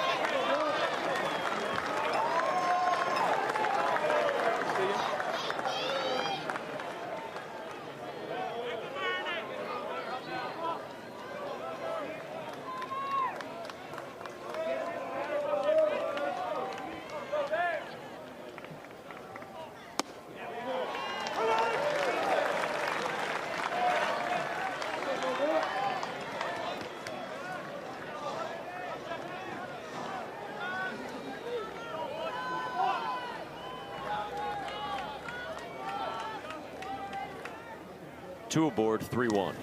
Popped up. Sun setting, shift was on. Gallagher backs up to make the catch. 40-plus pitches for Bovair. Action in the pen for North Carolina with Olin Johnson and Cam Padgett. A couple arms for Bryant Gaines and Scott Forbes. And Scott Forbes comes out. He said to us earlier, you do manage this differently, obviously, with this score. Knowing that you've got a hedge in some ways toward tomorrow. That tomorrow would be winner take all. Beautiful backdrop for some Sunday baseball in Chapel Hill. Good chase percentage on that changeup, 42%. A lot of tumble to it. Starts out with 93 out of the zone to Michael Braswell.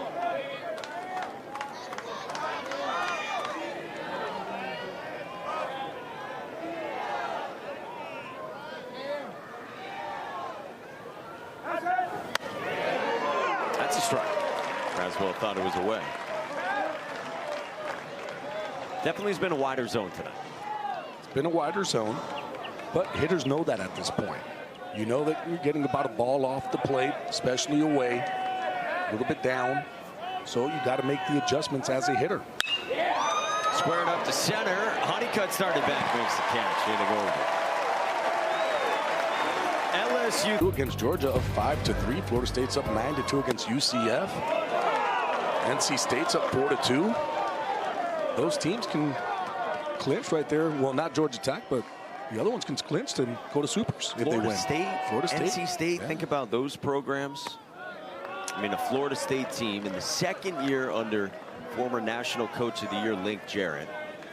Not only did their 44-year streak of NCAA tournament regional trips come to an end last year, didn't even make the ACC tournament, right? Here they are, top 8 national seed this year, trying to get to supers. Trying to come right back to Dick Hauser next weekend. Alex Madera against Fidel Ulloa. And then NC State. Of course, Carolina State, big rivalry. Elliot Avent's team just down the road. They've endured a lot this year. Elliot told us he has not had a season like this in terms of injuries before. I mean, they've had concussions, they've had odd illnesses, they've had really gruesome injuries as well, broken legs. It's been a funky year in Raleigh, and yet his team got hot. Back end of the bullpen's great, and you trust they're always going to hit under Chris Hart. Just a scrappy team is what they are. Resilient, they go after, and at the end of the game, you look at it and you're like, whoa, okay, they just won the series. Good take by Madera, leadoff walk against Ulloa. And then Clemson. I mean, we've kind of become adjusted to Clemson restoring its place nationally the last 2 years. But I don't think you can look past it that quickly, what Eric Bakich has done in 2 seasons. No, Eric Bakich has done a really good job with that Clemson team. You saw what they were able to do last year. They did it again this year, playing just really good baseball throughout this whole entire season. 9-spot Colby Wilkerson, a fly out and a ground out. Swings through the first one.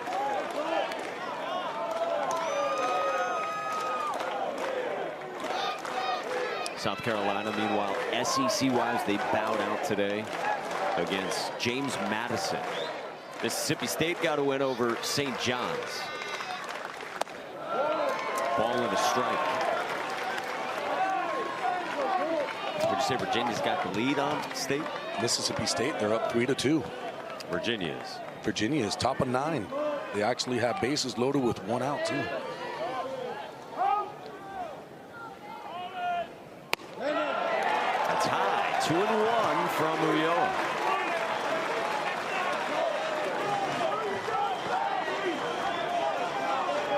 Tennessee's got a lead on Southern Miss in the 6th. Vols the #1 national seed.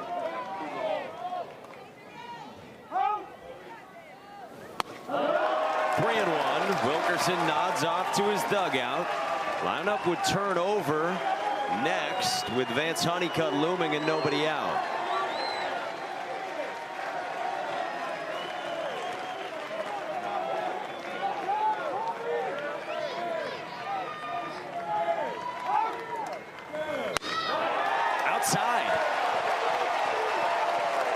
Not a huge miss on the last couple from Ulloa. Back-to-back walks to 8 and 9, and life back in the building at the Bosch. Looking at Kentucky time. Yeah, looking at these last 2 innings. Jay Johnson didn't seem pleased with the strike zone there. Well, that one was off.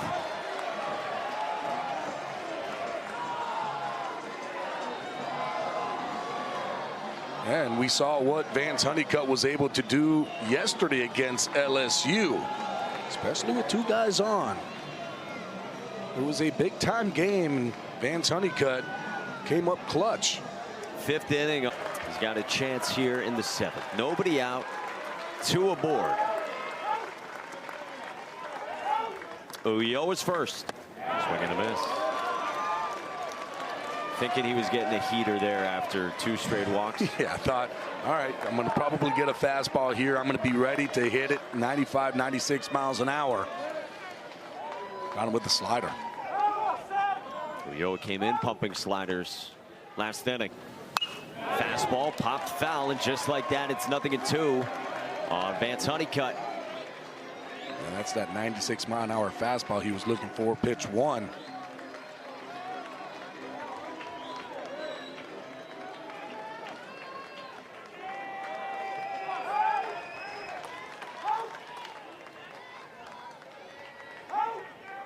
Oh-2. Slider away. Firm slider at 88 for Fidel Ulloa, who at junior college really worked on that pitch. It's kind of between a curve and a slider, and now definitely more of a slider in the upper 80s. That's a sharp slider. Honeycutt spits on that. 2-2. And again, if I'm Honeycutt here, I'm looking heater. That slider, haven't really seen it being thrown for a strike too much.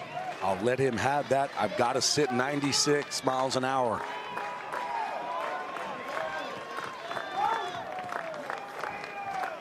Two. Swing and a miss. 1 away. Honeycutt discarded. And this one I talk about really hasn't shown me that he can throw the slider for a strike. So as a hitter, I'm going to let that one go. Vance Honeycutt, he ends up chasing it. Very good slider.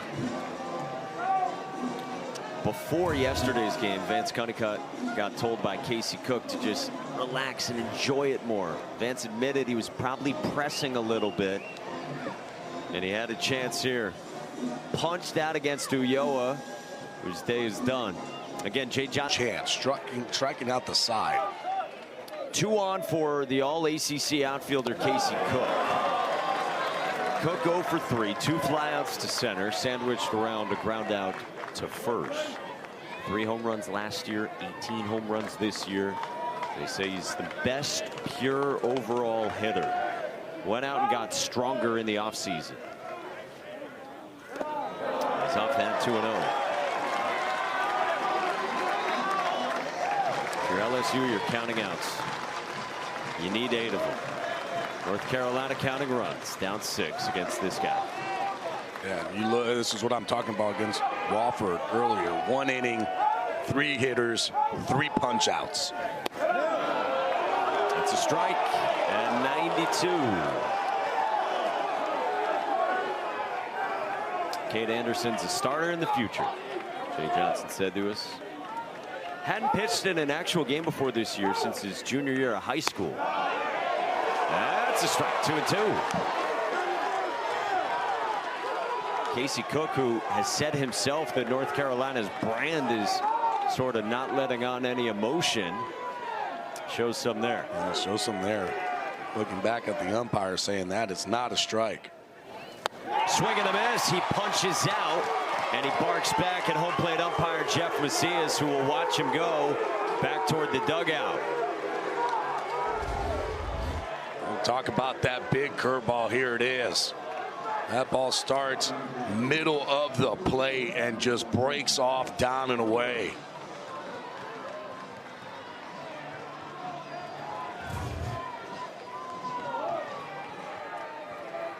One batter, 1 K for Cade Anderson. Now Parks Harbor, 2 doubles his last 2 trips against Thatcher Hurd. Breaking ball for a strike. We welcome those of you now watching on Squeeze Play. North Carolina has threatened here these last 2 innings, but still down by 6. LSU trying to force a game tomorrow. Back foot. And did it hit Harbor? It did. So they're loaded for Anthony D'Onofrio. North Carolina loaded him up in the 6th inning. Had to settle for 1 run because Fidel Ulloa came on and struck out Gavin Gallagher. Now they're loaded in the 7th. This inning has gone walk, walk, strikeout, strikeout, hit batter. And now the 6th-year senior at his 4th different school, Anthony D'Onofrio. 2 singles his last 2 trips. Pull side rocket in the 4th, infield single in the 6th. Breaking ball for a strike.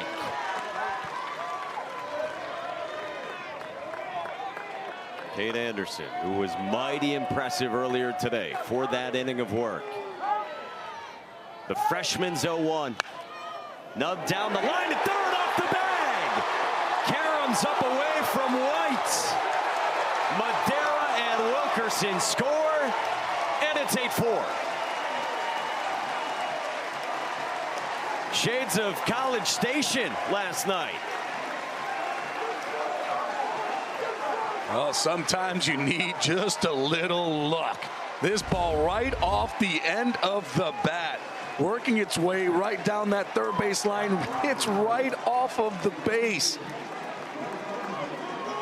Gotta love Scott Forbes too, going ahead and sending them. Let's put the pressure on. Base hit, 2 RBIs. And again, we talk about the walks really hurting UNC. Well, right here they hurt LSU. Both walks coming into score. Yeah, both come in. And now strike 1 to Osuna. Singles his last 2 times in the 4th and in the 6th. 20 home runs 2 years ago. 5th-year senior. 0-1. Flare toward first. Jones has got it. Inning over. North Carolina gets 2. LSU's lead. You seem confident. 90%. Brady Neal against Cam Paget. I mean, 95%. All right. I just went up 5. All right.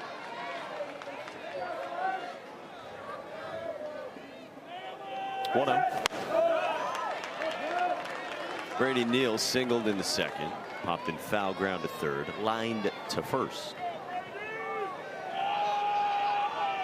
He was ready today when called upon by Jay Johnson. Said this earlier, guy with a big pedigree, drafted out of high school by the Brewers. Starter for a chunk last year for a back injury that he then re-aggravated in the Cape Cod League summer ball this year. And then this year had been the starter. Shoulder injury, though, that he re-aggravated a month and a half ago after he'd been trying to play through it. So that opened the door for Alex Milazzo. Earlier today, 2 for 3 with a run-scoring single in the 4th, a walk, then a 2-run single in the 8th inning. Jay Johnson said he's healthy and he has worked his way back. Up high. 32nd start of the year. As we said, the first in exactly 3 weeks for a guy Jay Johnson said coming into the weekend, look, he'd have a really good year next year and be a second rounder. But just kind of the way it's gone that Alex Milazzo had taken over. I tell you what, too, Jay Johnson has pushed a lot of the right buttons. Yeah.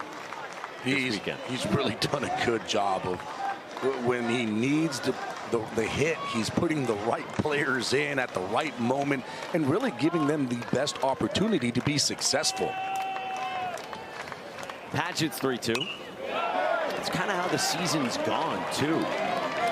Doesn't it feel like Jay Johnson just willed this team to this point to 40+ wins when 3-12 in the SEC? Last year's team, he lost so much. 13 guys drafted, including 1 and 2, Cruz and Skeens. And it's different. Yeah, wasn't pressing the panic button.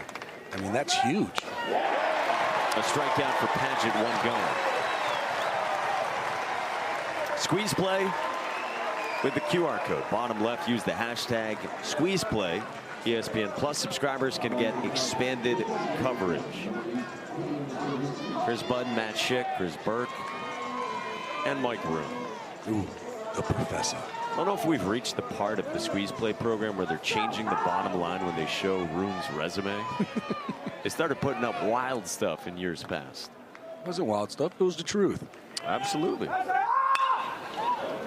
Found away by Hayden Travinsky. But we talk about Jay Johnson, and you talk about a team where if you are a coach, head coach, and all of a sudden you start to panic, players feel that. They see it. And all of a sudden now they start to panic. But he didn't do that. Kind of stayed reserved, had his meetings with the players. Hey, we're not going to do that. And the players responded the right way. Sky high fly ball right side. D'Onofrio and Matera. Who's the best he ever had, manager-wise, head coach, in just staying the course and exuding a sense of security to the team? Oh, boy. Clint Hurdle. Yeah. I would have to say is probably the best one. One, he was the best speech giver Really? of all time. Oh, my gosh. Care to repeat? And there's just too much to repeat, but he was the type of manager that he would come, have his meetings, and you would want to run through a wall for him. He was that type of coach. Very eloquent when he spoke. Very truthful. Just a great manager. Had another guy, too, Edwin Rodriguez with the Marlins. Really players coach, a guy that you would fight for. That misses. 1-1 on Jake Brown.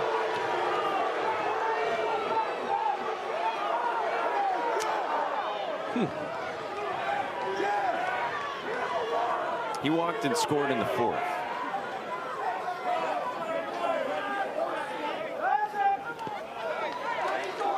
Clint Hurdle led you guys to some pretty good years. Oh, he definitely did. I mean, we had some very good teams. Yes, yes. But again, just kind of keeping the team at ease in moments where things can kind of go crazy, kind of reeling everybody back in.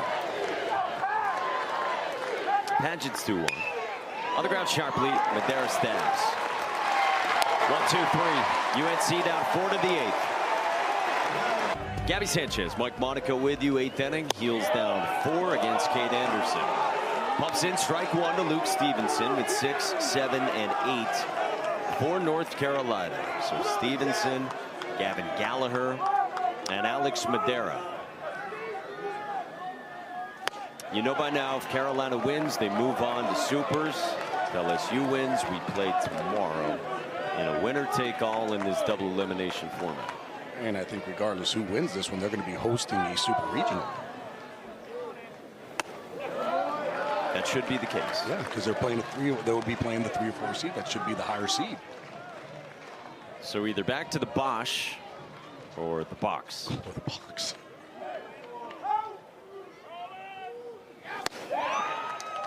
Two and 2.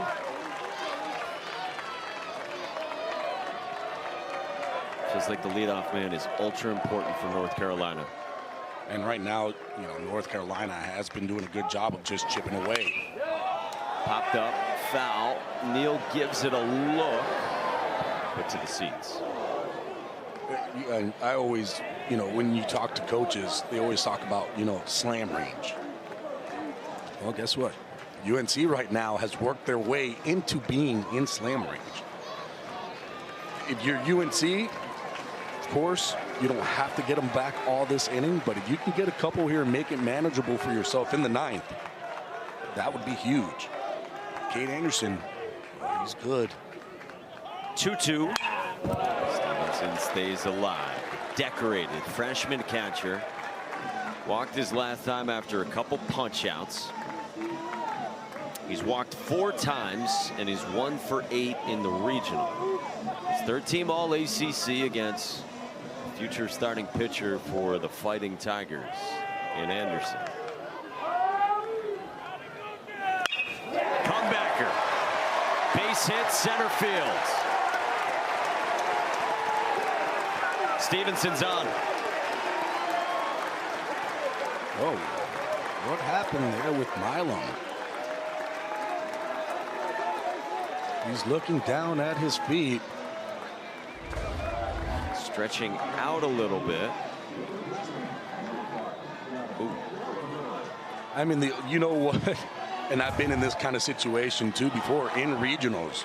When I was at UM, we had to play a doubleheader. Of course, it's different weather because it was very hot. But you start to get those little cramps, especially at the end of a doubleheader. That's their 2-hitter.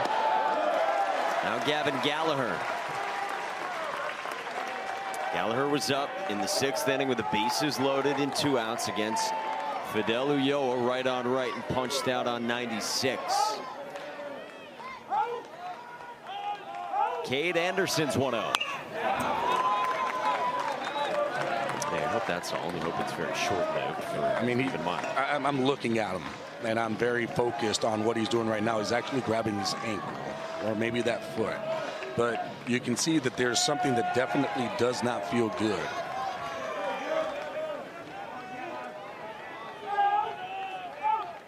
One.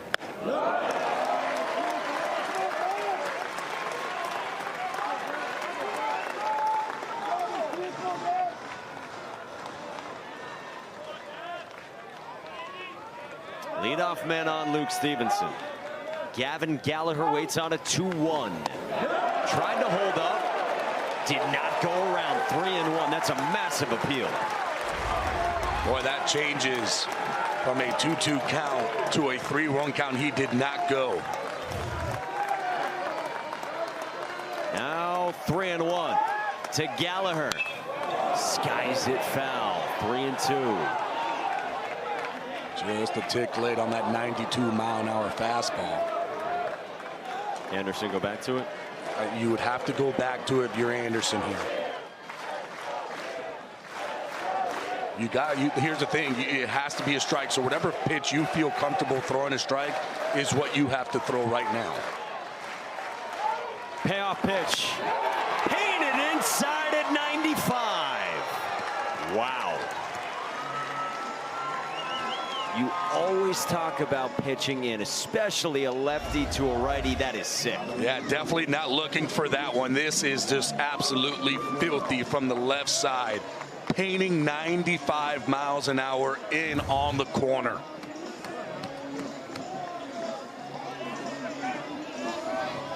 For a momentous first out for Cade Anderson. LSU needs 5 more of them, up by 4. Alex Madera. Love side, strike 1. Madera is going to take time here. Scott Forbes, an offensive timeout. Left on left, glove side fastballs in that spot. You can't do anything. You can't do anything at all there, and I think that's where Madera, instead of just getting mad, goes out there, calls that time, goes over to Scott Forbes. So far, North Carolina 2 for 7 with runners in scoring position. They're trying to get somebody over there to get into scoring position. If Madera is able to get on here, all of a sudden, UNC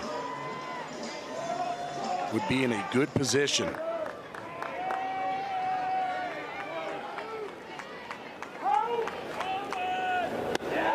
Breaking ball for a strike.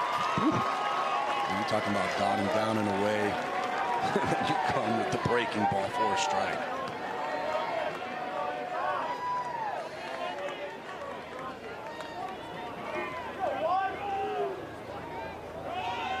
The 0-2. That's all.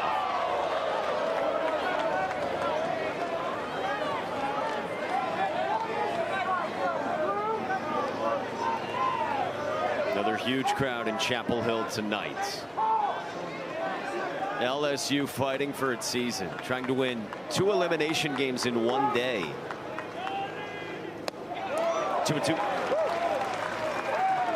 And you can see what Anderson is trying to do. Trying to find that spot again, down and away. Pesky D3 transfer Alex Madera has been an on-base machine this year. Drops one in for strike 3 called. Back-to-back backwards Ks for Cade Anderson. He is steely. Boy, I mean, this curveball is just really good, especially against lefty. And you can see there Madera kind of buckles a little bit on it, can't pull the trigger.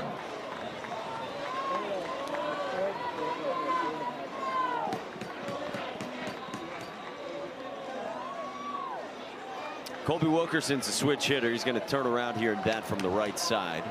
His splits are pretty much equal as a righty against lefties or as a lefty against righties. It's outside. 93 from Anderson. He's had 30 pitches. Is he the one to finish it? I feel like Jay Johnson probably wants to keep him in this type of pitch range. 13 pitches earlier today. That's down 2-0. There is some activity in the LSU bullpen. The one that I'm looking at is the guy who's on deck right now in Vance Honeycutt. And what you're looking at is Gavin Guidry, maybe to see Honeycutt either now or next inning. 3-0 from Cade Anderson. This inning started with an infield single. Cade has come back with 2 Ks. 4-pitch walk. Is that it for Cade Anderson? You'd think yes, with Vance Honeycutt with the opportunity to make it a 1-run game. Yeah, I'd be shocked if they don't go get him. Nothing against Cade Anderson. We've talked about I like him a lot. But lefty-righty matchup with the righty warming up in the pen. Yeah. It kind of have to. Honeycutt has murdered left-handed pitching this year to a 1543 OPS. Good against righties, but not in that realm. It's only 1010 OPS against righties. So Vance Honeycutt will get the uber-confident sophomore right-hander Gavin Guidry, who's already doing some self-talk, muttering to himself, "Fire. When I'm pitching, I make everything personal." Honeycutt down the line. Will it stay fair? No. Wow. And that's the thing, too, that guess who else knows that he throws a lot of breaking balls? The guy who's up to bat right now in Vance Honeycutt, and boy, he got one up in the zone and just a tick out in front. So now do you stay away from it? I mean, that's your pitch. 2 on, 2 out. Gavin Guidry, 0-1. So it was a fastball, and it's 0-2. Now bury one. You want to, I mean, here's the thing. You can go with that fastball, maybe just reach out a little bit more. Umpire has been calling that fastball a little bit off that plate away. So as a catcher, I would still maybe throw that fastball, but just go out a little bit more and see if you can expand that zone. Or you can go with that breaking ball down in the dirt. Gavin Guidry told us last summer when he's talking to himself, he says, "I'm telling myself, the other team, they can't mess with you." He is of a steely confidence out on the mound. Trying to strand 2. His 1-2. Misses. 2 balls and 2 strikes. 3 straight fastballs. It got away from the breaking ball after Vance Honeycutt hit a home run foul. See if he goes back to it here, or if he sticks with that fastball away. 2-2. Full count on Honeycutt.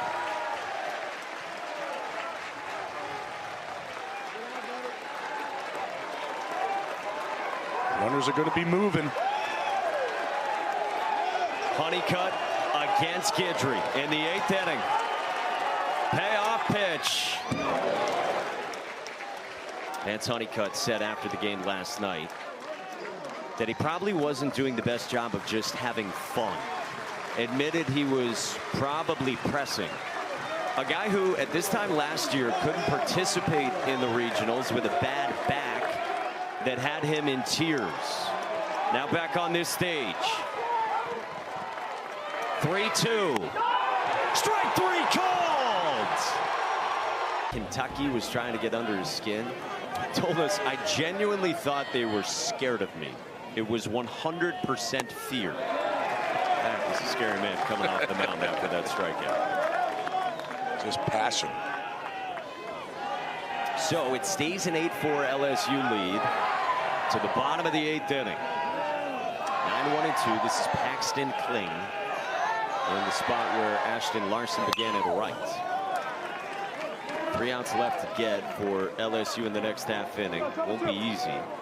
Just looking at the lineup, 2, 3, and 4 for the Tar Heels. If you're LSU right now, you look at the score, 8-4. We don't need insurance run. No, you want to get some of the insurance runs. You want to stay out of that slam range that we talked about last inning. Cam Padgett with pitch number 20. Pulled foul. Almost a catch. It's not easy. It's not easy. Always got to give it to the youngster. Nobody even went after it. The youngsters, they saw him. Okay, go ahead and get yourself that souvenir.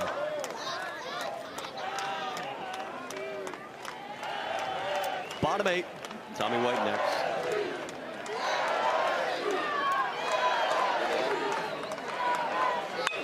Pulled to short, just over Wilkerson. Paxton clings on to lead off the 8th inning.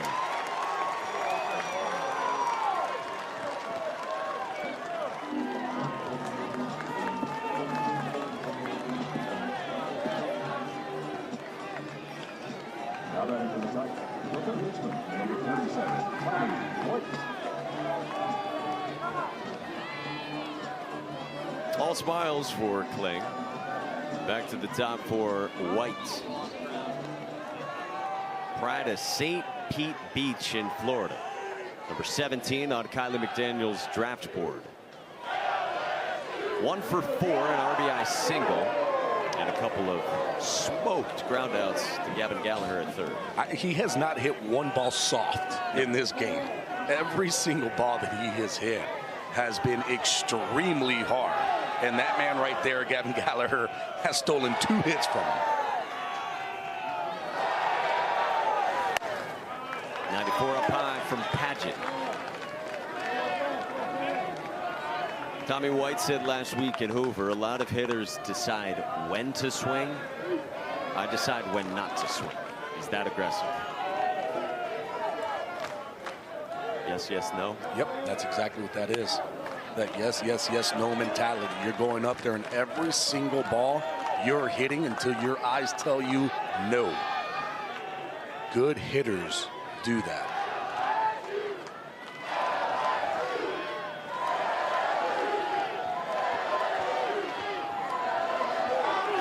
We talked a lot about Tommy White back where this all started. We're talking to Elliot Avent. We were talking with Elliot 2 years ago. We asked him about Tommy Tanks. He said, not only have I never seen anything like it, never even heard of anything like it. Because there wasn't. There didn't end up being anything like his freshman year. Big swing there. Yeah, that front shoulder. Well, those are the type of swings that cracks your back. Really? Absolutely. I mean, that's a big time swing. Nobody's got to do it for you. Nobody's going to do it for you. You got to do it yourself sometimes. 2-2. I mean, he swings hard. Yeah, he does.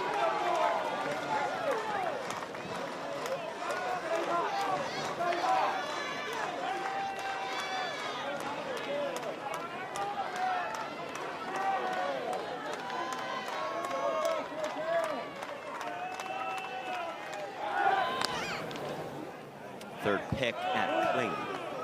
And then you start to look at him, and he's in that 2-strike approach. That front knee is opened up, doesn't lift it, hands are back, and all he's trying to do is just get that barrel to the baseball because he knows he's strong enough for it. If he makes contact, that ball's still going to go. He told us last year the big key in that is that his head doesn't move. Last thing you want is for that head to move either up and down, because guess what happens with the ball? The ball moves up and down. So if you're able to keep that head still, that ball stays right where it needs to be. 3-2. Head not moving. He says he sees it better that way. I mean, really, when you look at even his regular swing, he's still really spread out. But the only thing that's really different is that front knee is not open. Kind of closes it off, so it's a little bit harder in that swing. Now he knows, well, I can get into this spot and I can still throw my barrel to that ball. He's battling against Padgett. Skies this one toward the seats. And fourth run. You agree? Yeah, no, that was pretty good. Yeah, I mean, I counted, but you did it instantly. That was pretty cool. A fan from Winston-Salem came up with it.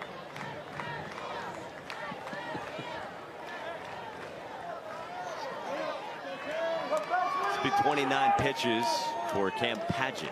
I mean, look how wide he gets and look where that leg is. So, I mean, more weight, basically 50-50 on that balance.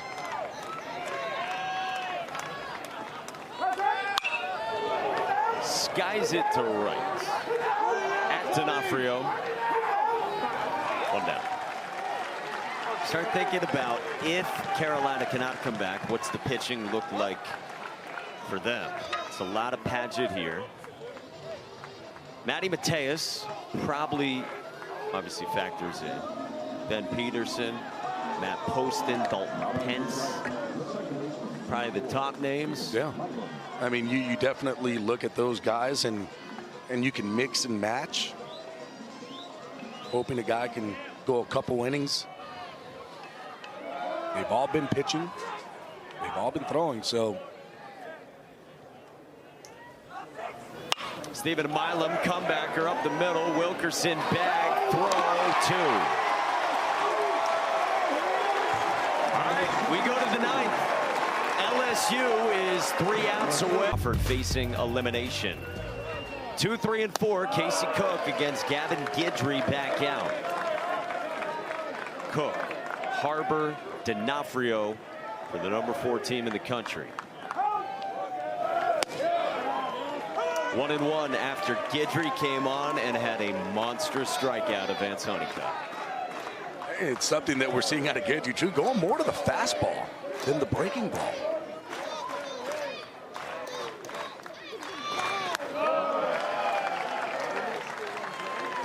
Leaning on it there, 2-1.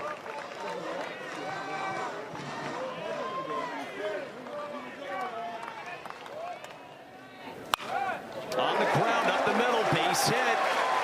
Casey Cook is on to start the 9th. Of course we would have this happen right now, right? You're going to have UNC, and they're going to just be battling back like they always do.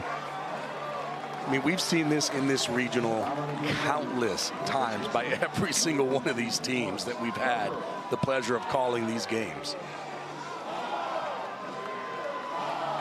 So righty in Parks Harbor, 2 doubles, hit by a pitch. That's his last 3 trips. Guidry has been sick on right-handed hitters. First pitch fastball. Right-handed hitters have an OPS of 476 against Gavin Guidry. Again, for reference, national average is like 750 in general. Fouled away, 0-2. And one of the things that I'm seeing with these UNC guys, they're not reacting to the fastball, but any single time that breaking ball comes, they're jumping on it. And I think that Guidry realizes that too, so he's utilizing that fastball more. 0-2. Jay Johnson said to us that Gavin Guidry has found his form again from where he was last year. Said you'd probably see him multiple times this weekend. Friday and now Sunday we have. 1-2. Harbor bounces one off himself.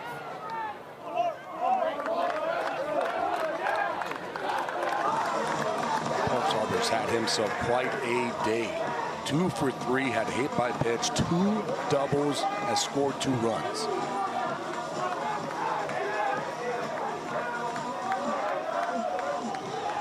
Had been 0 for 7 in the regional with 2 walks. Second team All-ACC, 20 home runs. High 2-2.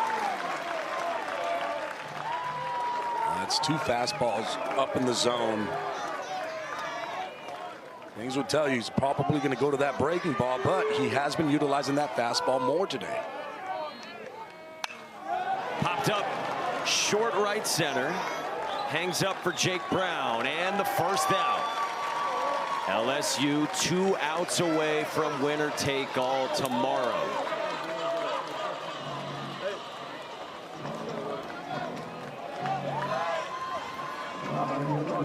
The resilience of the Tigers has been on display again today. They've won 5 straight elimination games in the NCAA tournament. Now Gavin Guidry's trying to get them the chance to play another. Anthony D'Onofrio, 3 hits his last 3 trips. Single, single, single. Fouls one away. And a big single his last AB. 2 RBIs. Hits it right down that third base line, hits the base. Really for UNC right now, it's just getting on base. Next man up mentality. D'Onofrio 8 for 13 in the regional.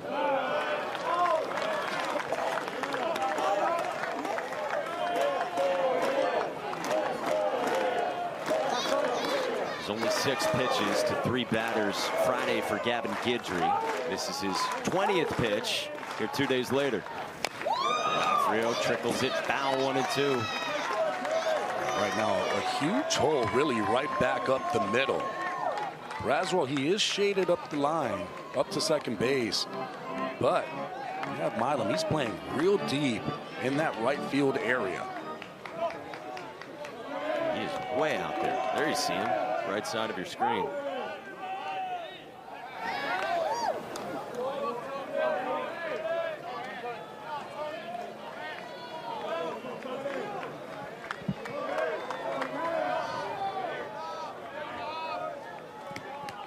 One out, one on, ninth inning. Gavin Guidry's 1-2. The back foot, D'Onofrio. A couple different shapes of breaking balls from Gavin Guidry. Who coming here hadn't given up an earned run over his last 9 outings going back to mid-April. 2-2.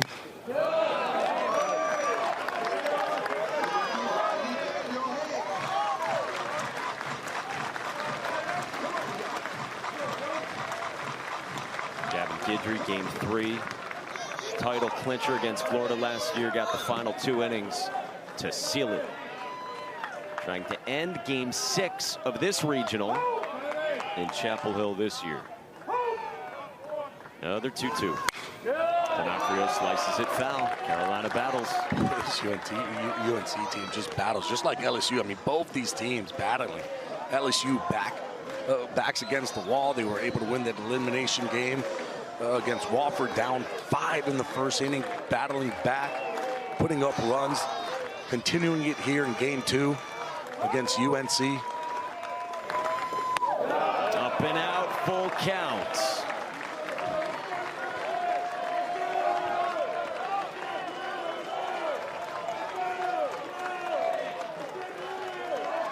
Gavin Guidry trying to buckle down in the 9th. Payoff pitch. D'Onofrio lays off, and there's 2 on. Tying run to the on-deck circle for North Carolina. Now what do you do? 25 pitches for Guidry. A walk, a single this inning. Does get another singles in the 4th and in the 6th. North Carolina is down by 4. They scored 1 in the 6th, 2 in the 7th. Osuna takes a fastball for a strike on the outside part of the plate.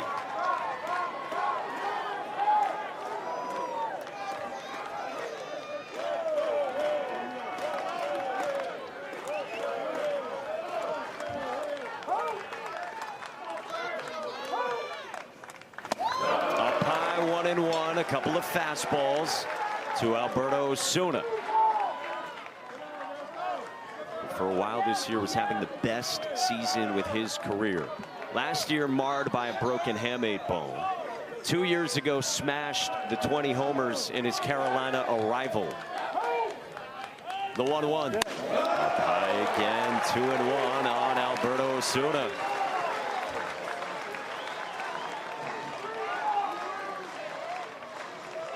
No hope hovers for Tar Heels fans in Chapel Hill. 2-1. Osuna lays off, and it kicks away from Brady Neal.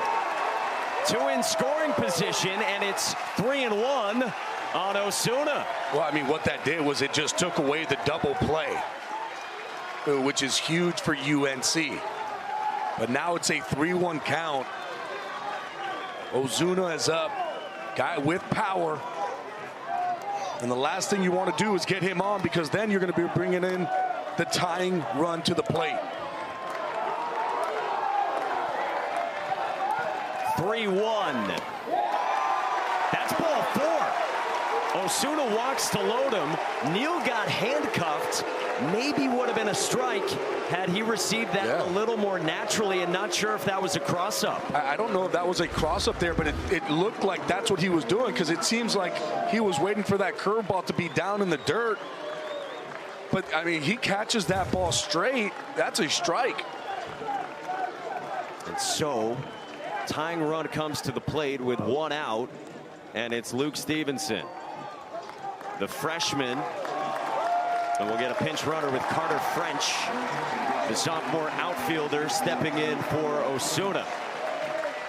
So how about this? You got the lefty Ackenhausen, who's been heating up. He's been really good against left-handed hitters this year. Guidry's been rock solid, about average against lefties himself. And at 30 pitches right now, no sign of Jay Johnson. One of the best, if not the best, freshman catchers in the country, Luke Stevenson. Takes ball one. Backdoor miss from Gavin Guidry. Stevenson today, strikeout, strikeout, walk. Last time an infield single. First look at Guidry. That's south of the knees, 2-0. And all of a sudden, the umpire's zone has really tightened. That look says it all. Eyes barely watching the proceedings. The 2-0. That's up and out, 3-0.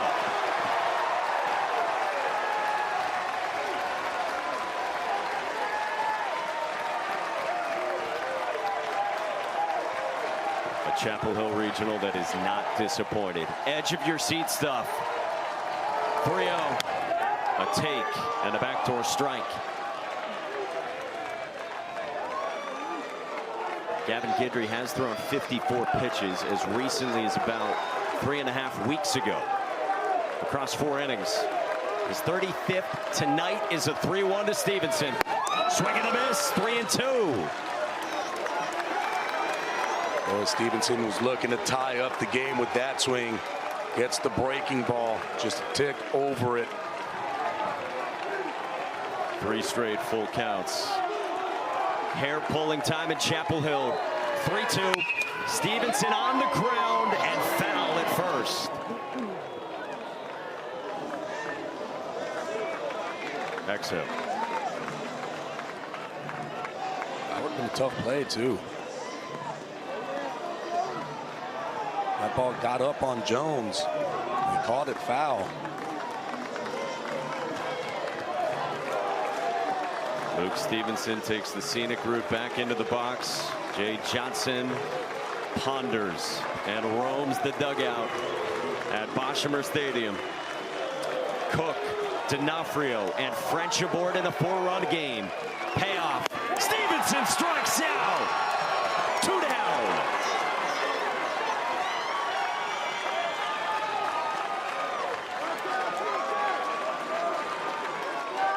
Gavin Guidry's nerves of steel are 1 out away.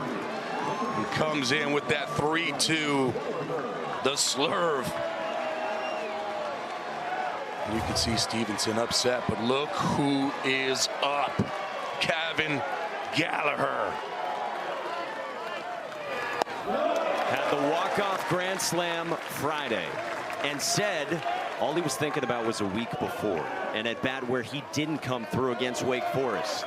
Had a chance earlier tonight, loaded in the 6th. And so here he gets another opportunity. The ice water in his veins, freshman, in-state kid who's been getting a hero's welcome since Friday. Loaded up, 2 outs. The 2-0. Smacked in the air, left field. Pearson sizes it up, and we'll see you tomorrow. A 6th straight elimination.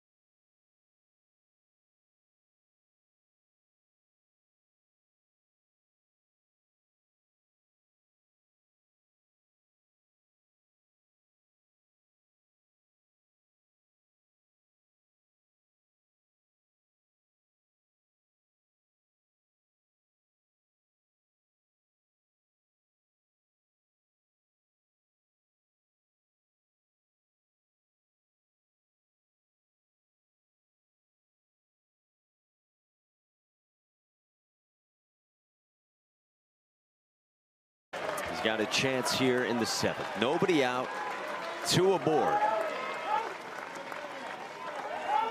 Ulloa's first. Swing and a miss. Thinking he was getting a heater there after 2 straight walks. Yeah, I thought, all right, I'm going to probably get a fastball here. I'm going to be ready to hit it 95, 96 miles an hour. Got him with the slider. Ulloa came in pumping sliders last inning. Fastball popped foul, and just like that, it's 0-2 on Vance Honeycutt. And that's that 96-mile-an-hour fastball he was looking for, pitch 1.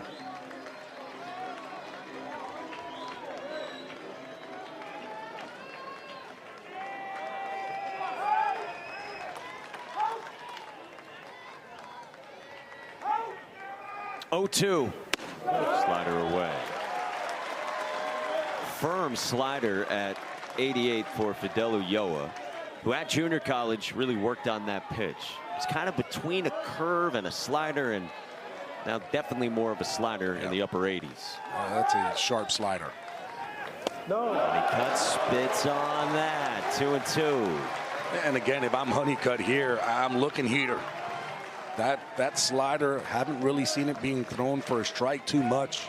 I'll let him have that. I've got to sit 96 miles an hour.